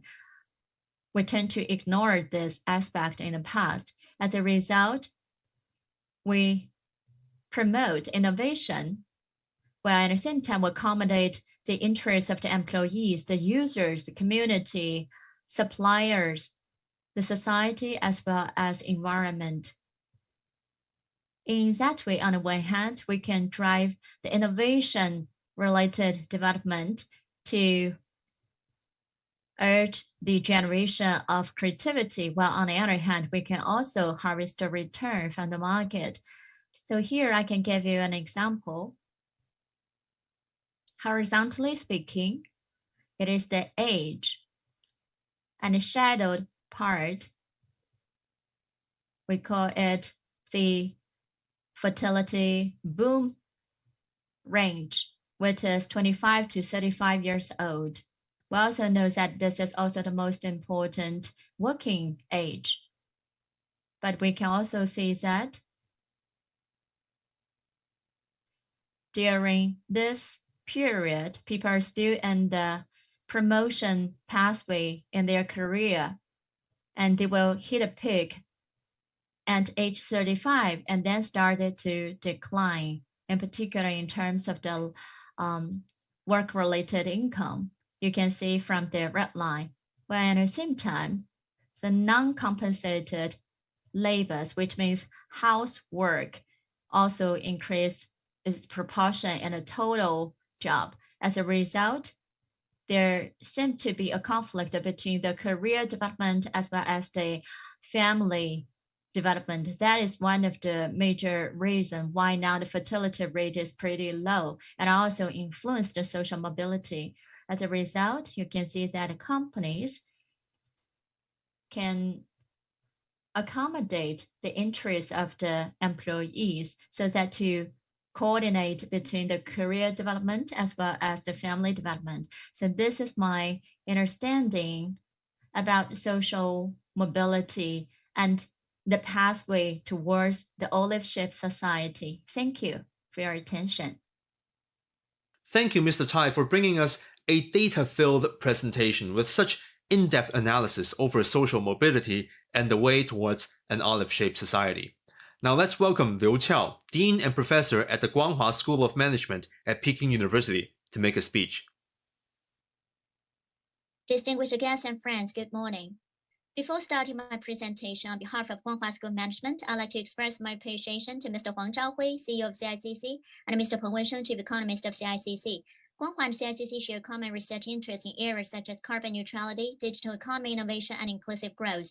With our joint efforts, Guanghua and CICC Global Institute carried out close academic exchanges, and its forum on inclusive growth in the new development stage is one of the results of our cooperation. And now I'd like to talk about the practices of inclusive growth in China. So those crises we're faced with now, we need to look at the bottom layer reasons. I think they're related to polarization and the lack of inclusive growth. If we compare China with France over the past 4 decades, for example, with regards to the growth of income, so the source of the data is the Ducati research. Taking US as example, as shown in the center of the panel, across those layers of the US population, the middle 40% of the US population over the past 4 decades had annualized growth of 0.9%. But the bottom income group, the 50% of the entire population, has a 0% growth of their income, excluding those pricing of the goods factor. So from this perspective, a big part of the population in the United States has not really enjoyed the income growth. So this is like the polarization phenomenon. And this is one of those reasons to explain those problems in the process of anti-globalization. When it comes to China, over the past 30 years, the GDP was growing very rapidly. There was a lot of achievements accomplished. However, in terms of the inequalities and income gap, there is a lot of room for further improvement. The economist Kuznets has a hypothesis thinking that if the income inequality measured by Gini coefficient shall be an inverted U shape, but based on the various data sources, as well as the Gini coefficient measurement in China and some of the data analytics, as we can see, as of now, it is yet to be an inverted U shape, but rather it is a regular U shape. You look at the Gini coefficient in China as the per capita GDP on the rise is not declining. So in the future, when we talk about quality growth and the right macro policies, this is a very important topic we need to pay attention to.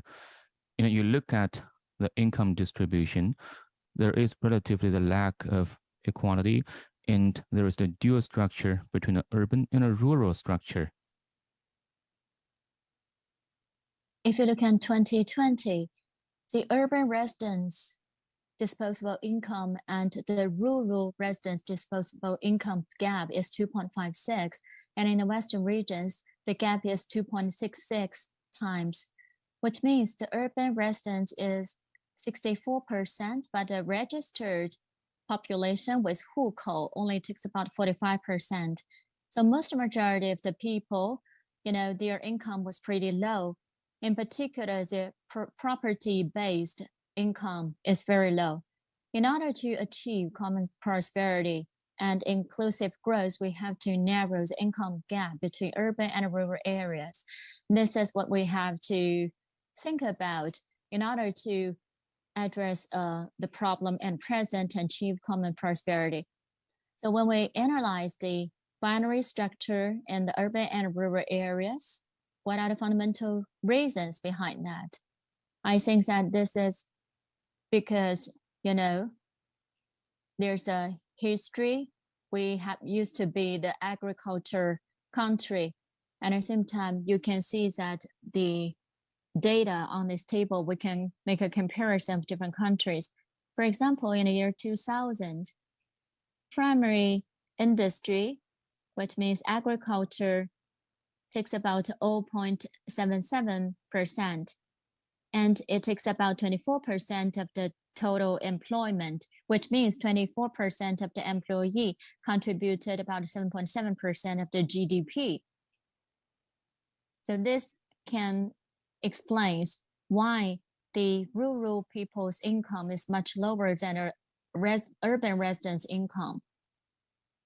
If China realized the social modernization, when we compare with the other countries in terms of agriculture's proportion in the total GDP, as well as the employment in the agriculture, we can see that by 2035, agriculture, if takes about 3% in a total GDP, and then actually employment of the agriculture takes about 6%.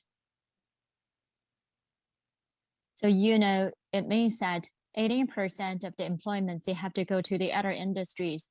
It means that in the next more than decade, 135 million rural populations, they have to go to the other industry as well as the other geography. If we cannot solve this problem, then the TFP of agriculture will not be achieved, and the gap between urban and rural income will be further widened. Based on this understanding, when we think about inclusive growth, when we think about the policy initiatives, the starting point has been quite clear. And of course, there are many different choices. Here, I would like to focus on three things, which is about how can we narrow the gap between urban and rural areas. The first policy initiative means that we still need to adopt a rural revitalization, need to increase the investment and input in agriculture, rural, as well as the farmers in order to improve the TFP and to improve the industrialization of the agriculture. We have to make the rural land really liquid and to improve the agriculture TFP and to improve the property owned by the farmers. When we think about the economic growth theory, there's an important thing we have to consider about high quality growth. Most important driver comes from TFP. In a country, when it promotes with industrialization, it is in favor of realize a relatively high TFP. Over the past 3 decades, 1980s, 1990s, and the first 10 years and the 21st century, we are in the high-speed growth period of industrialization. A TFP growth was about 4%, or even 5 or 6%. But you can see in the second decade of the century, when China's manufacturing industry already overtake the United States and become #1, in China industrialization coming to the end, then TFP growth slowed down. So far, it was about 2.1%, and some scholars in their estimates say that it already falls below 2%. With this underlying logic, we can see that for industrialization itself, it played an important role in improving TFP, and rural revitalization, as well as the other aspects, become the important policy choices to realize common prosperity. And most importantly, we have to invest heavily on rural farmers as well as agriculture. We see that over the past 40 years in China, the national economy's investment ratio as well as TFP growth is strongly positive correlated, which means if we want to improve the agriculture TFP, if we want to figure out the solutions for this fundamental issue, then we need to heavily invest in the 3 rurals to improve the investment ratio for the rural areas, farmers, and agriculture. As a result, you can see that in this binary structure, one of the reasons is that the urbanization rate of the agriculture migrant people is pretty low. How can we actually make their work more efficiently? And how can we further improve their income? How can we deliver more opportunities to them? How can we let them have equal access to the public services? This is what we have to think about while achieving inclusive growth. These are the challenges we have to face up with. And more importantly, I think that the hukou system reform, as the Provident Fund system reform and the social housing and rental housing development will be the key to solve these challenges. So make those migrant people urbanized. There's a clear underlying logic. Now we see that there are many urban residents, and we also conducted some analysis. Here, I quote Professor Zhang Xinhua from Guanghua School of Management of Peking University. They use an index which called the China's Urban Population Appropriateness Index. So this is a proportion between the actual population and the optimal population. If this equals to 1, it means that it's appropriate. So if it's less than 1, it means that the appropriateness is pretty low.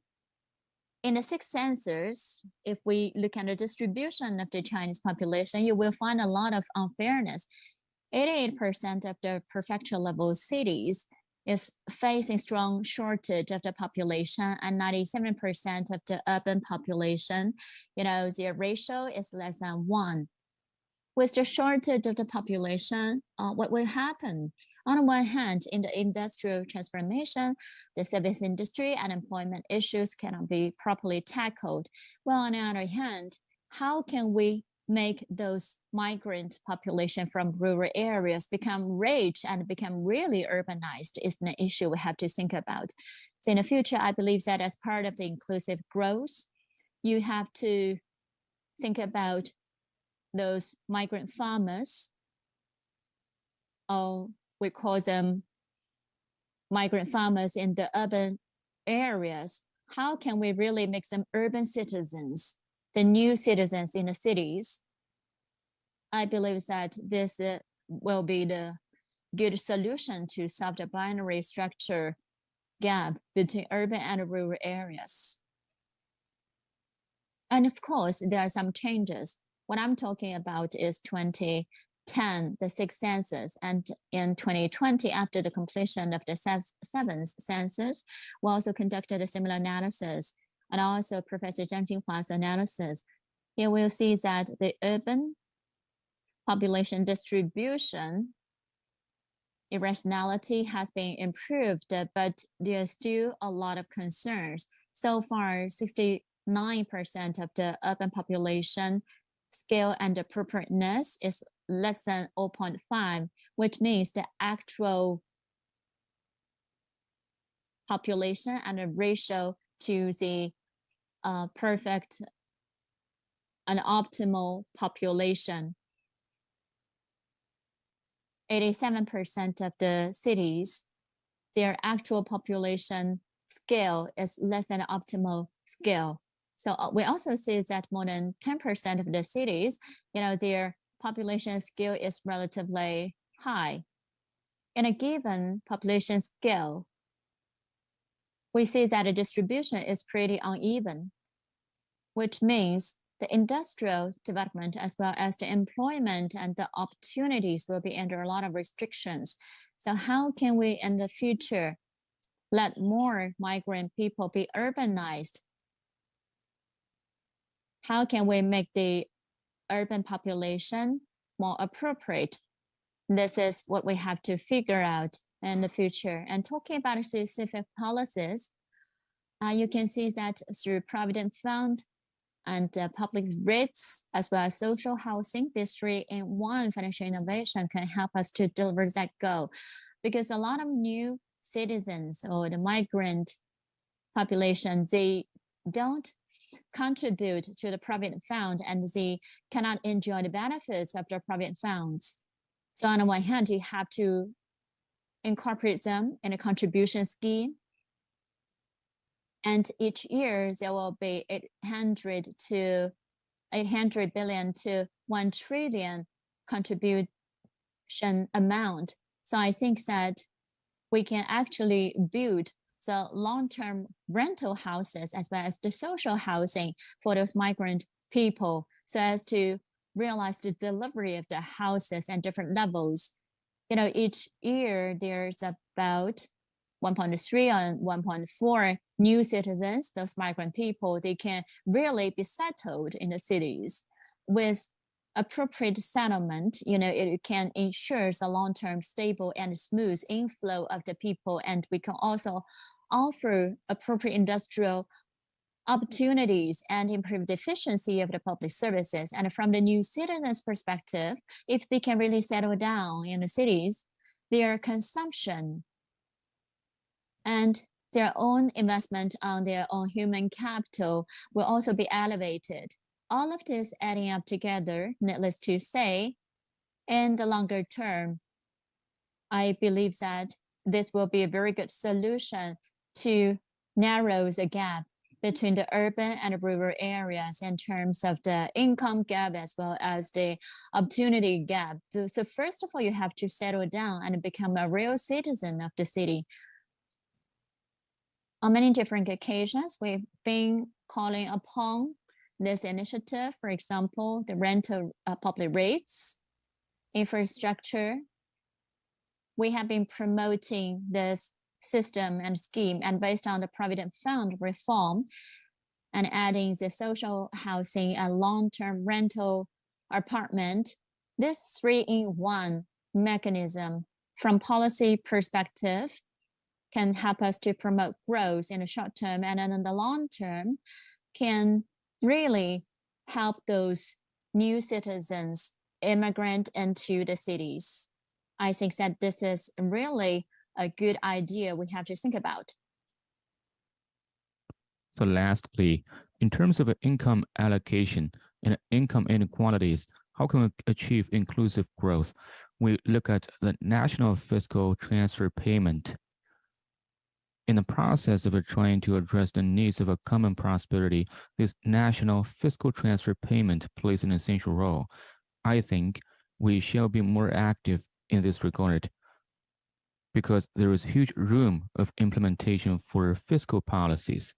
So over a recent decade or so, we're having discussions about which type of fiscal policies and how can we evaluate those policies.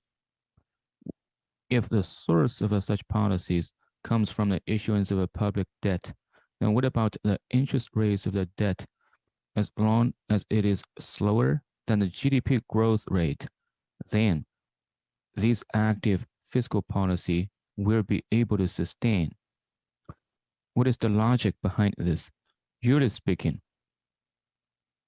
from the government standpoint, usually speaking, governments are conservative in terms of whether or not to raise the level of debt.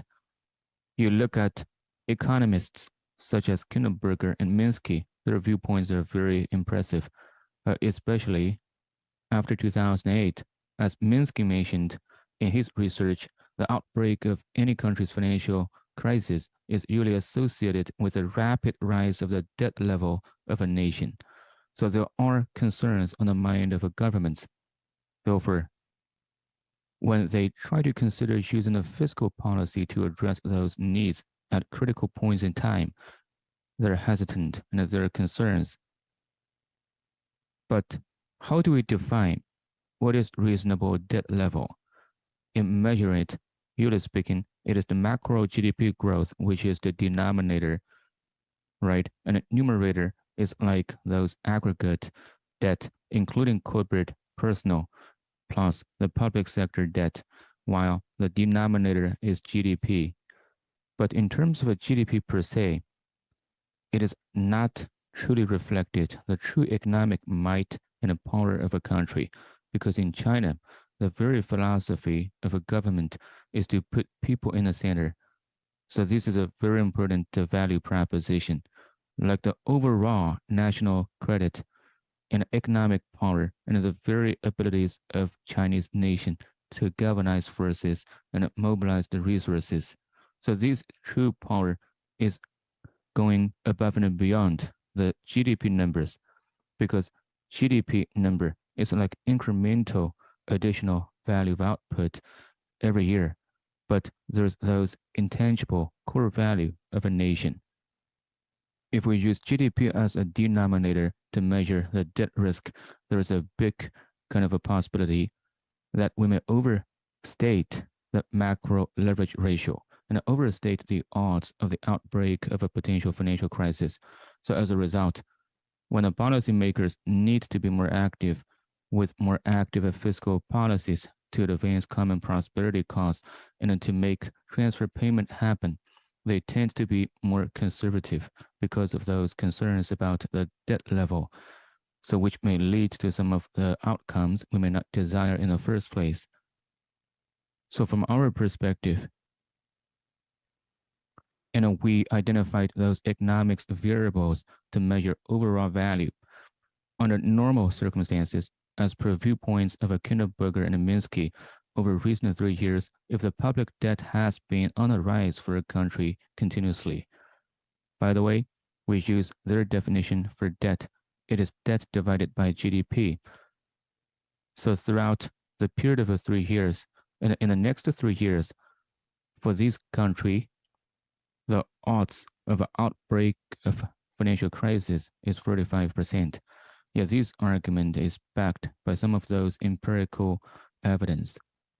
However, if a country has the great overall value, which goes way above and beyond the superficial numbers of a GDP, just like China, then for countries with great overall strength, so even if over the past 3 years, the debt has been on the rise, then the probability of an outbreak of a financial crisis can still be low in the next 3 years, being only 7%, which is way lower than the mean level, and there is no statistical significance. So if you raise the debt level through active fiscal policies, as long as the capital raised is allocated to addressing those critical needs of the society based on the market mechanism, that as a result, such efforts will lead to virtuous and a positive growth of economy and a society. Hence, it plays a positive role in curbing the outbreak of a potential crisis. So we think the gist of the message is there is room for maneuver for China to put in place more active fiscal policies. So in the future, as we chase after inclusive growth, as we come up with policies to help those low-income group, I suggest we make our fiscal policies more active. For instance, during this pandemic, we may consider issuing cash or issuing those consumption coupons to the general public, which may play a positive role. In the longer term, at scale, how can we turn this practice into routine practice? For example, through fiscal transfer payment to help those underprivileged and the low-income population, to make investment on them in the form of either investment or transfer payment. When it comes to the medium and the longer term, when we try to promote the inclusive growth and to achieve the virtuous cycle for economic growth down the road, those could be some significant topics, especially the active fiscal policy. This is one of the future-oriented fiscal policies. It can play a positive role in helping us obtain the very goals of a common prosperity and inclusive growth. Of course, we spoke of a primary, secondary, and tertiary allocations. So those concepts are slightly different from what we are talking about here. There is yet to be a very clear policy tack. It sounds like a fourth, kind of allocation in the form of active fiscal policies. But all in all, the moral of the story is there is room for maneuver for this policy.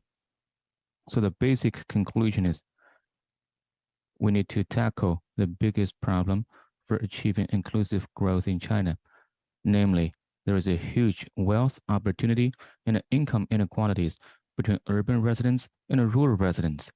So we discussed the three policies in my presentation. I feel very happy to have this opportunity and welcome your criticism and feedback. Thank you. Thank you, Professor Liu, for sharing your thoughts on the discrepancies between urban and rural development, income, and employment, as well as your insights into China's debt situation. As the country evolved from high-speed growth to high-quality growth, the resolution of these entrenched issues is among the most important tasks for policymakers. Big thank you to all the experts who shared their ideas this morning. Now we enter our next item on today's agenda, which is the launch of the new book by CICC Global Institute called Towards an Olive-Shaped Society. I believe all of us here today have gained a certain level of understanding of the importance of realizing inclusive growth in the long-term development of society. So what new insights can this book offer on this front? Now, to answer that question, please welcome Dr. Peng Wensheng, Chief Economist of CICC and the Executive Dean of CICC Global Institute. Dr. Peng. Our dear guests online, good morning.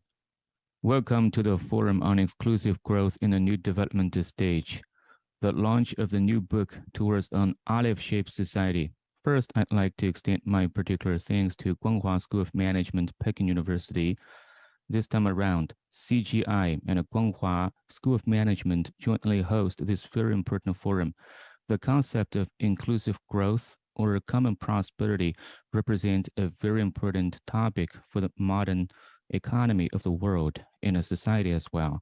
So this time around, CGI and the CICC research work jointly with our partner, and we actually have published this new book entitled Towards an Olive-Shaped Society.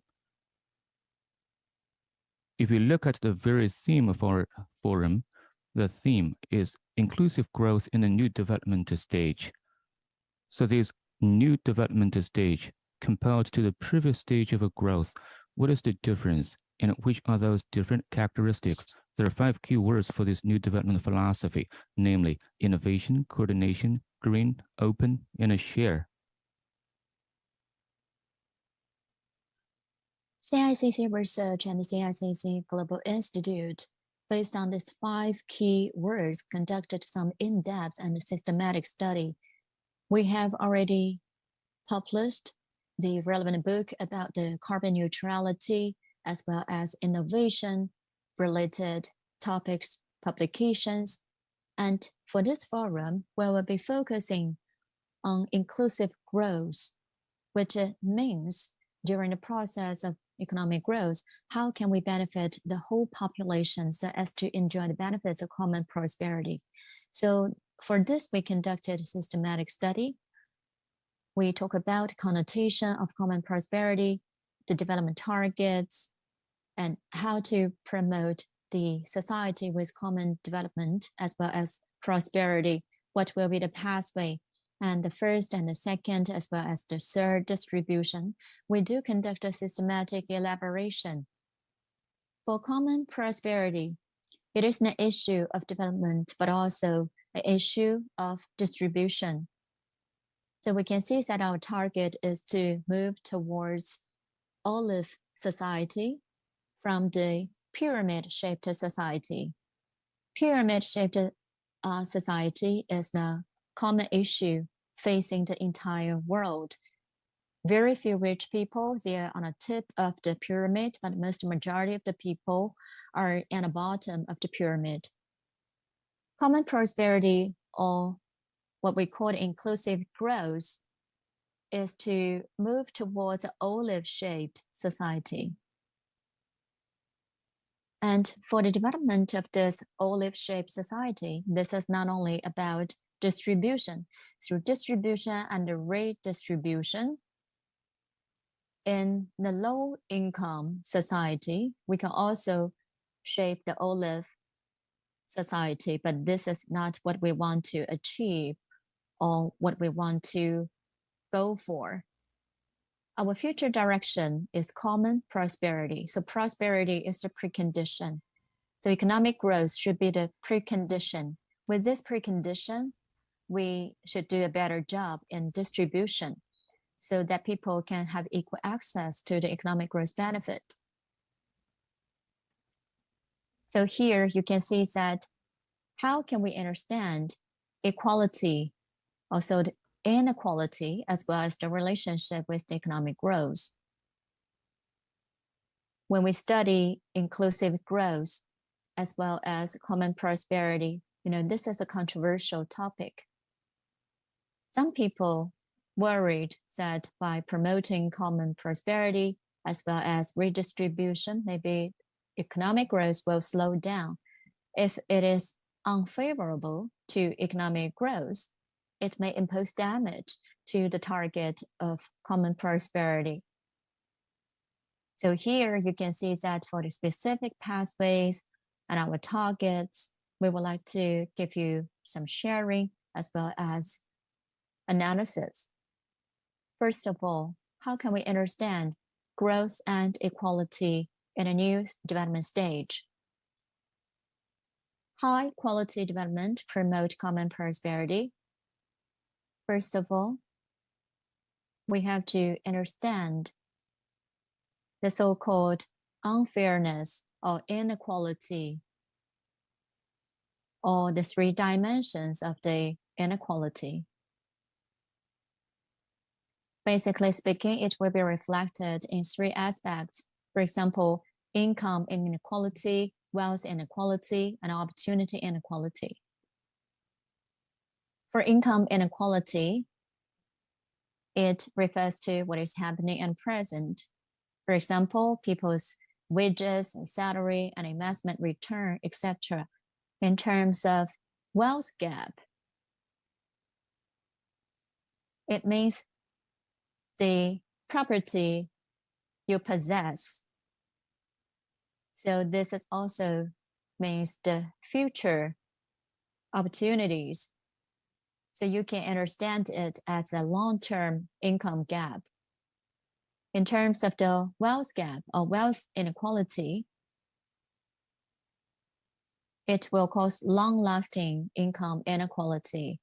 Or we can say that wealth inequality, fundamentally speaking, is one of the dimensions of opportunity inequality. Over the past decades, global-wise, we have observed the proportion taken by wealth and the total GDP keep increasing, while at the same time, wealth distribution also widened the gap. As a result, we can understand that, creation will not be as important as inherited. Wealth can be inherited. This is the inequality of the opportunities. Well, there will be other demonstrations, for example, public policies, institutional arrangement, as well as the other born issues. So in China, when we discuss about common prosperity, there are three acute problems: urban and rural gap, regional gap, and income gap. Income gap is the result, and urban and rural and regional gap reflected the income gap, and it is also the vehicle for the opportunity inequality. For example, 户口 system. For example, the gap of education in urban and rural areas, as well as the accessibility to the public services. So this is income gap driven by urban and rural as well as regional gap. We have to narrow the gap. We have to reduce the inequality. So whether this will slow down the economy or restrict the economic growth, there are two observations.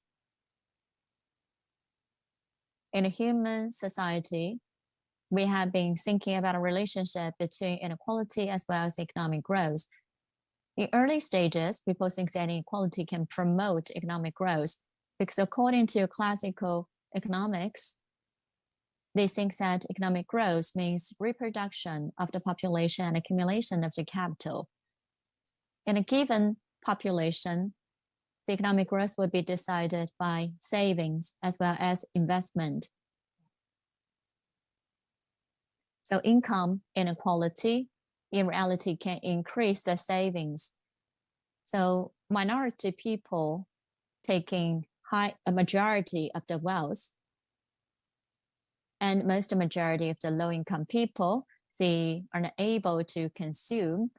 So in the whole society, savings will be on a rise. As a result, there will be more production. As a result, the reproduction will be further expanded. In 1980s, you can see that a new liberalism becomes quite prevalent. They're not putting the theory so direct like this, but they will see that inequality reflects the efficiency gap as well as the capability among different people. So there's no need for intervention. According to this logic, if we levy tax from the rich people and to help the poor people, then rich people will not be incentivized to work, and the poor people will also not be incentivized because they can get a relief. It seems to be logical, but in fact problematic, because according to this theory, rich will get richer and poor poorer. Another schools of thought emphasize that lowering inequality will promote economic growth. For example, by levying tax towards the rich people, the government can increase public services. For example, education, in particular preschool education, compulsory education and higher education, improve the coverage of medical services, to improve the human capital development, including tech as well as infrastructure. In doing that, more people will be beneficial. It will promote growth as well as equality at the same time. So we can call this school of thought knowledge economy. Economic growth is not so reliant on investment and savings. It would be more reliant on innovation and increase of the human capital. China now enters into the new development stage. We see that the knowledge economy becomes more important. And here there are three transformations. The first one is the social contradictions. In the first stage, we focus on the development of productivity, but now the contradiction is between people's willingness to live a better life with the unsatisfied needs. So you can see that the biggest aspect is about the income gap. And the second thing is economic growth model has been transformed. In the past, we rely on population dividend, investment, as well as the savings, but now things already changed. With the aging of the society, growth through investment becomes less important. Now we have to develop the knowledge economy. We have to rely on education, public service, and tech innovation to drive economic growth.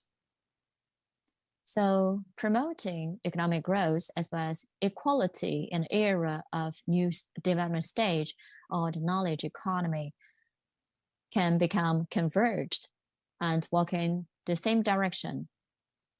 And the third thing is that globalization now encounters a lot of resistance. So how can we promote efficiency and more importantly, promote equality? And of course, for inclusive growth at this stage is not only the challenge facing China, rather it's a global challenge.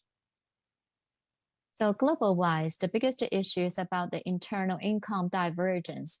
There's a big cycle behind that. From this slide, you can see that top 10% income population, their total income's proportion in the total income. So you can see that, behind this curve, you will find the divergence of the public services. 30 years after the World War, based on market economy, Western countries increased the government intervention, used the fiscal policy to adjust the economy. So, and two sides, you can see that it has been dominated by neoliberalism. So from two sides, we see the restrictions, we see the finance globalization as well as the liberalization. However, at the same time, there's also challenges to the globalization.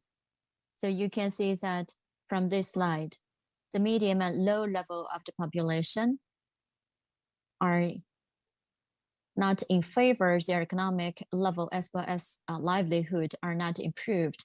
And there's a big improvement for the middle class population.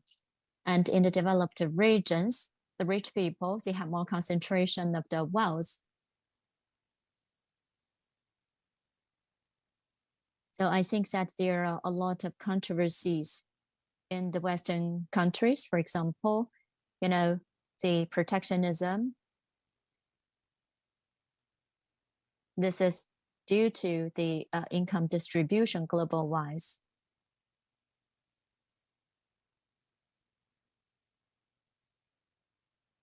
From this pictorial chart, you will understand that in China, the Gini coefficient has been quickly on a rise. In recent years, even though there is some decline, but still remains at a high level. So in order to achieve common prosperity, the thing is that how can we reduce Gini coefficient and how to narrow this gap? And the past also mentions that in the era of knowledge economy, income gap has been widened. So we have to study about its relationship with economic growth, but we narrow the gap, can slow down the economy. So we compare the major economies in the world, United States, Japan, Germany, and China. We see that in different stages, like a pandemic, 30 years after the World War, 1980s, and now. The main economies, the US, Japan, and Germany, from 1960 up to now, and throughout a period of 2 decades from 1960, the per capita GDP growth, as a matter of fact, compared to the period since 1980s. So the earlier decades had a higher GDP growth rate. Throughout that period, the income gap was narrower than it is now. So it doesn't mean as the gap narrowing, it would necessarily lead to declining GDP growth. And of course, China has another story because there has been opening up and reform over the past decades on top of the population dividends. So the GDP had been growing at a very high speed, but now we're faced with a similar challenge. For example, the reduction of those inequality does not necessarily lead to declining growth. So the linchpin lies with how we go about it. In terms of the mechanism of allocation, there is tertiary allocation and a fiscal allocation on the secondary and public good-based allocation as the tertiary, but the primary allocation based on market mechanism and the secondary allocation based on fiscal are very important. In terms of the market mechanism, as we try to promote efficiency, how can we advance equality and equity in the meantime? So how can we correct for externality and promote this kind of a competitiveness? So first, for primary market-based allocation, it is efficiency that comes first. This is Pareto optimum. The improvement of one individual shall not happen at the cost of other individuals. So this is what effective and efficient resource allocation means. So if you levy tax on the wealthy to help the poor, then this is not in line with the law of a Pareto, because this is at the cost of those wealthy people. Then this is where secondary allocation comes in, which is geared toward equity, while primary allocation focuses on efficiency to make sure everybody's interests are not compromised, while efforts put in place to improve the benefits and interests for a portion of the general population. But under the market environment, there are two factors which may lead to failure. First, externalities, meaning the personal behaviors not only have an impact on themselves, but on other people in the society. Second, monopoly.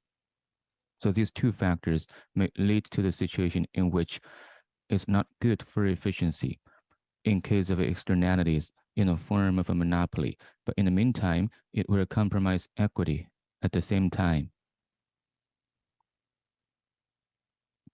So in terms of a monopoly, we can make some comparisons between China and the US over the past decades.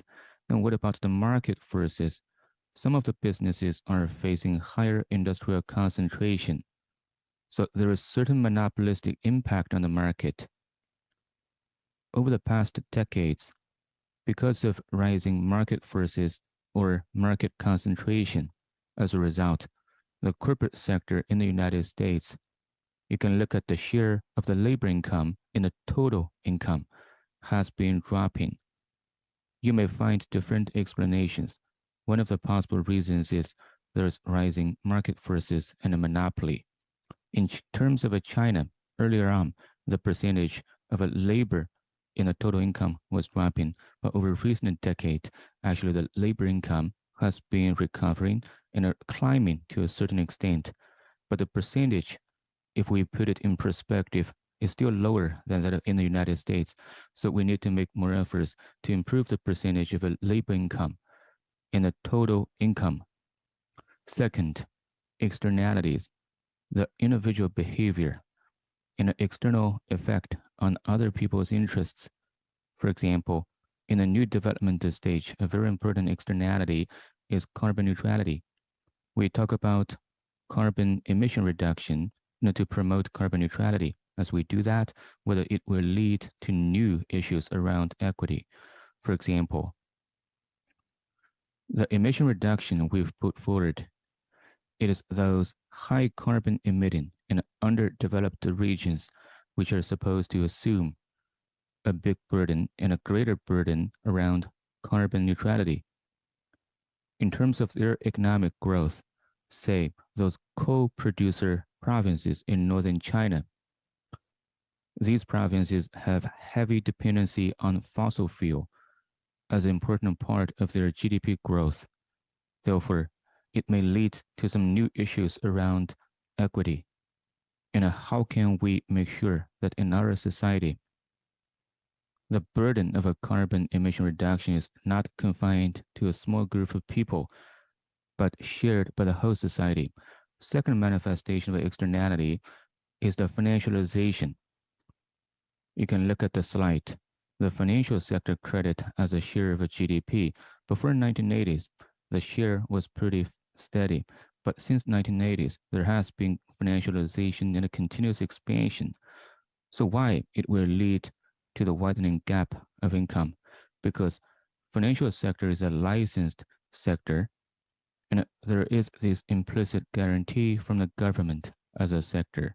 So it is motivated to seek continuous expansion. Moreover, finance, this is like the top, icings on the cake, right? It's a nice to have.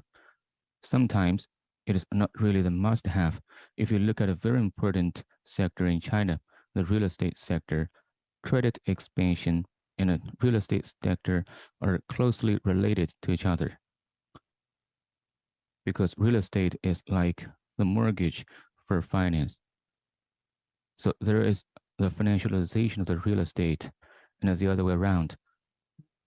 So in China, there are high income families, they own large number of home units. So if there is excessive financialization of the entire economy, especially when it is related to real estate sector, then it compromises efficiency. In the meantime, it jeopardizes equity. Therefore, based on market mechanism, we need to correct for those externalities and to improve the competitiveness in a counter monopoly. The key lies with improvement of a financial structure. There are two parts. First, to add those, let's say, kind of a guarantee housing by improving the housing structure instead of launching more commercialized properties. Second, on the demand side, to impose the real estate tax and to drive transformation from land-based finance to the land-based fiscal regime.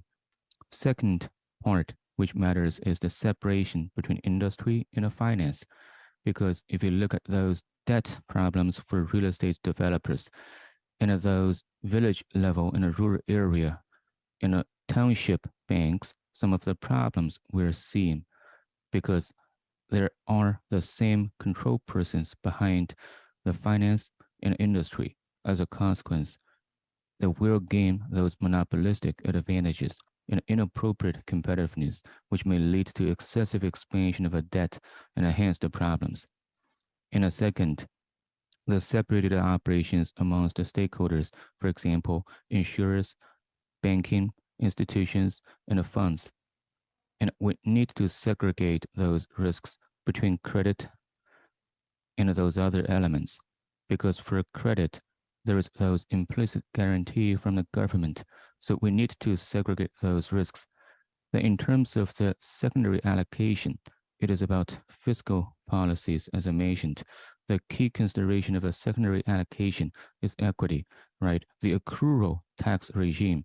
If you have higher income, then there is a gradient of a tax imposition, meaning you're entitled to paying higher tax if you're wealthy. Then there is the transfer payment, and those money we collect from a well-off can be utilized to create benefits for lower income group as a means to narrow the income gap and also to narrow the gap of the living standards. So as I alluded to, how is it related to GDP growth? There are those basic public services in the form of education, public health, the research, and the science, innovation, and R&D. These are not only to promote equity, it also play a role in driving forward GDP growth. And in the form of a tax imposition, the efforts can be made to promote philanthropy and the public good. For example, some of the design around property tax can be geared toward that purpose. The tertiary allocation refers to public good and a philanthropy and a charity. According to those practices and experiences in Western countries, the total size of a public good and a philanthropy is rather small, so the key lies with the primary and the secondary allocations. As far as it is concerned now, if we put it in perspective, comparing China with those developed economies, before fiscal modulation, before tax and a transfer payment, and a post this fiscal modulation, the income Gini coefficient almost remains flat, barring a very minor decline. And for Western countries, through the fiscal layer, the income Gini coefficient has dropped substantially. So in terms of the fiscal lever as one of the functions, in China, the functionality of the fiscal lever is limited. One of the reasons is there is a high percentage of the indirect tax, especially the domestic VAT. This is actually a kind of a consumption tax. So from this perspective, if you have higher consumption as a share in your total income, then you're entitled to pay more tax. When it comes to low income group, they have to guarantee certain type of consumption for basic services and products, so they're entitled to heavy tax in a regime of a domestic VAT environment. So the low income group are susceptible to heavy tax burden. When we try to bring to full play of the fiscal function, first and foremost, we ought to reduce the indirect tax. According to the third plenum of the 18th Congress, a very important part is about reform of the fiscal income regime. An important part of that reform is to reduce the share of indirect tax, while efforts shall be made to increase the property tax. So as I mentioned, at the 13th MPC Standing Committee meeting, the decision was made to improve those property tax. And there is the personal income tax, which has been accruing to a high level already. So there is limited room for maneuver along the lines of a personal income tax.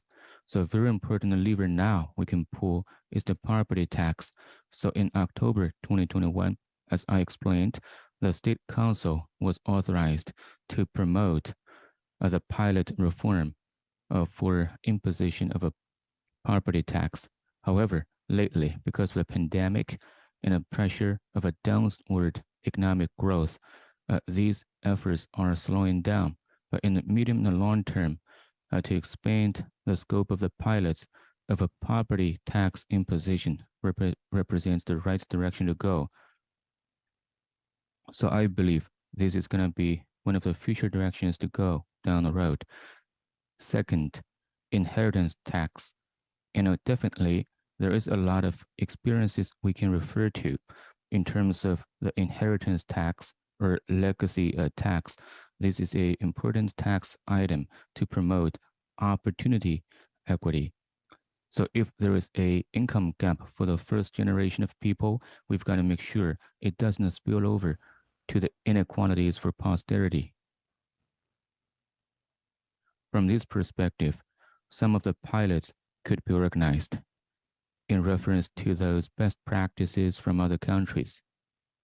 So local regionally, some of those efforts can be put in place, for example, to increase the property tax in order to improve the income structure. Moreover, we can also choose to improve the government spending structure. In the past, the share of a fixed asset investment was pretty big, but now, as the economy growing, we are entering a high income stage with a major progress registered in urbanization. So against this backdrop, the infrastructure investment, as we know that the demands for such investment are going down.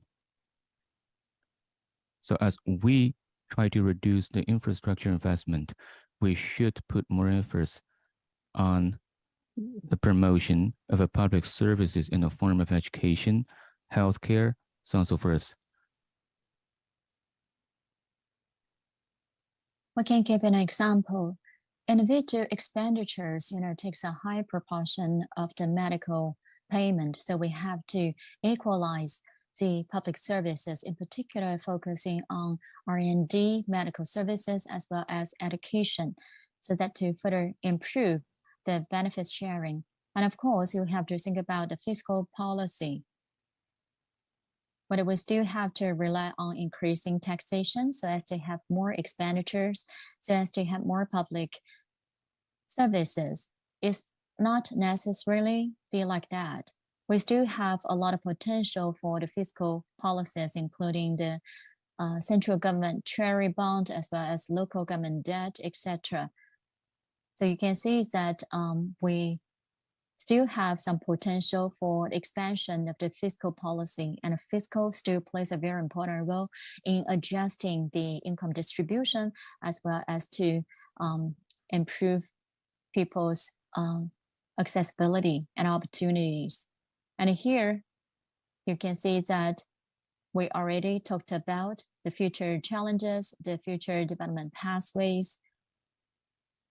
And finally, I would like to talk about in the new development stage, why we call it new. What is the connotation of new? In reality, here we refers to the development of knowledge economy. Knowledge economy, one of the most important content is the digital economy. Data is a new production factor. So it has the non-competitive nature as well as the network effect. For example, you can see that in the old economy, if there's one apple, if I eat the apple, there's no apple for the others to eat. But for data, it's different. I watch a video on Douyin, it doesn't mean that the others watching videos cost will be on a rise. As a result, you can see that a business model can be quickly scaled up. And with scale, the unit cost becomes pretty low, and marginal cost of the digital economy is approaching zero. As a result, a platform as well as a company can grow extremely high. On the one hand, efficiency can be increased. On the others, we have to think about the property as well as the ownership of the data. We have to think about the belongings of this property, data property. So in the current development stage, we have to think about that. New challenges for the knowledge economy. And here, one of the most important things is which sectors and which population will benefit from tech progress. Directly speaking, those with fast economic as well as technological advancement will benefit the most. But in reality, it cannot be like that because it fits a fully competitive sector and industry. The benefits will be shared by others very quickly. On the other hand, you can see that in some of the monopolized industry and sectors, some of the monopoly are natural monopolies and are caused by the policies as well as the institutional arrangement. As a result, supply increase will be quite slow, while at the same time, with innovation and tech advancement, people's demand on the relevant products will be on a rise. As a result, for those monopolized industry, the price, the wages and the salary, as well as the income will be much faster than those fast tech growing companies. So on this slide, you can see that over the past 20 years, the commodity price changes as well as the wages changes in different industries. You can see that for computer and the television, Those are fast-moving industry and sectors in terms of technology. But you can see that the wages and the service level are decreasing. However, on the other hand, you can see for the medical services and the college education, their changes has been on a positive side. The wages are on a rise. Compulsory education, higher education, preschool education, we have to think about that, whether we should limit the number of the most famous universities. We have to think about public policies. In particular, in China over the past 2 decades, housing prices are quickly on a rise. A lot of people say that this is because of the monetary expansion and credit expansion. And of course, this is reasonable. But if it's only caused by credit expansion, why is only happening on the real estate sector? Why is not happening on the other commodities? So you still have to think about economic growth, digital and tech advancement. With all of this progress, you can see that those with low efficiency as well as limited supply may benefit, just like the property sector. In terms of anti-monopoly, there are many discussions. So in the knowledge economy and digital economy era, there's also the topic of anti-monopoly. For anti-monopoly on the platforms, there are some instruments we can leverage. First of all, we can split the company. The other one is that we can constantly regulate the company's behavior. The other thing is that we can levy digital tax for the extra benefits.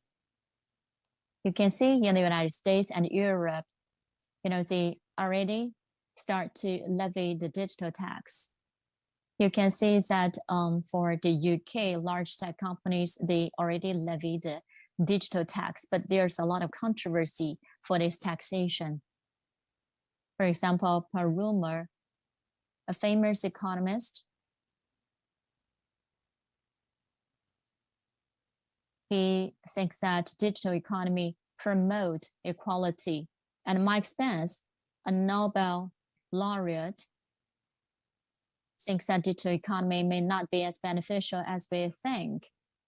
But the digital economy can constantly innovate, whether it will lead to the international competition and conflict. We have to further think about that. So this will be the topics we have to think about in the new era. Based on international and domestic development experience, as well as China's development over the past 2 decades, we have to construct an anti-monopoly framework in favor of innovation. I think there are 3 things we have to think about. First thing is the separation between industries and financing, which means tech as well as finance should be under different regulators. There should be a firewall to segregate the risks. While at the same time, for those large companies, we have to prevent those anti-innovation behaviors. One of the feasible way is to request the minimum R&D expenditures for those large platform-based companies. We have to set a ratio for the R&D expenditures in a total revenue. We cannot just rely on the previous business model to drive innovation. The other thing is that we must improve competition. It might not be monopoly, but some illegal competition behaviors, we have to go against that. For example, we have to promote equal pricing. In the world, to promote common prosperity and a primary distribution, how can we combine economic growth with equality? And in the redistribution oriented by equality, how can we further promote equalization of the public services.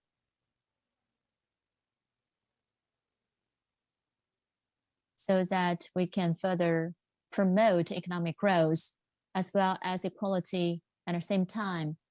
For public policies, in terms of anti-monopoly, in terms of separation between industries and finance, in the digital era, we need further standardization as well as institutional support, so that on the one hand, market competition can promote efficiency, while on the other, it will promote equality. So this is my sharing. Please pay attention to our new book, Towards an Olive-Shaped Society. We hope that this new book can contribute to inclusive growth, economic growth, as well as common prosperity. Thank you very much. Thank you, Dr. Peng, for your presentation. He explored the nature of an olive-shaped society through discussing topics such as growth and equality in the new development stage, how competition mechanisms correct externalities, and the government's role in addressing inequality and developing the knowledge economy. Now we conclude the plenary session of the Forum on Inclusive Growth in the New Development Stage and the launch of the new book, Towards an Olive-Shaped Society. I want to express our appreciation to all the guests who shared their thoughts and who tuned in for this session. Like Dr. Peng just said, China is in a new development stage, which requires new ideas to drive high-quality growth. Under the 5 keywords, innovation, coordination, green, open, and sharing, economic policymakers should strike a balance between efficiency and equality, and eventually work towards an olive-shaped society. Let's all hope that this will be our shared future. Until next time, thank you for watching. I am Yang Chengxi with CGTN.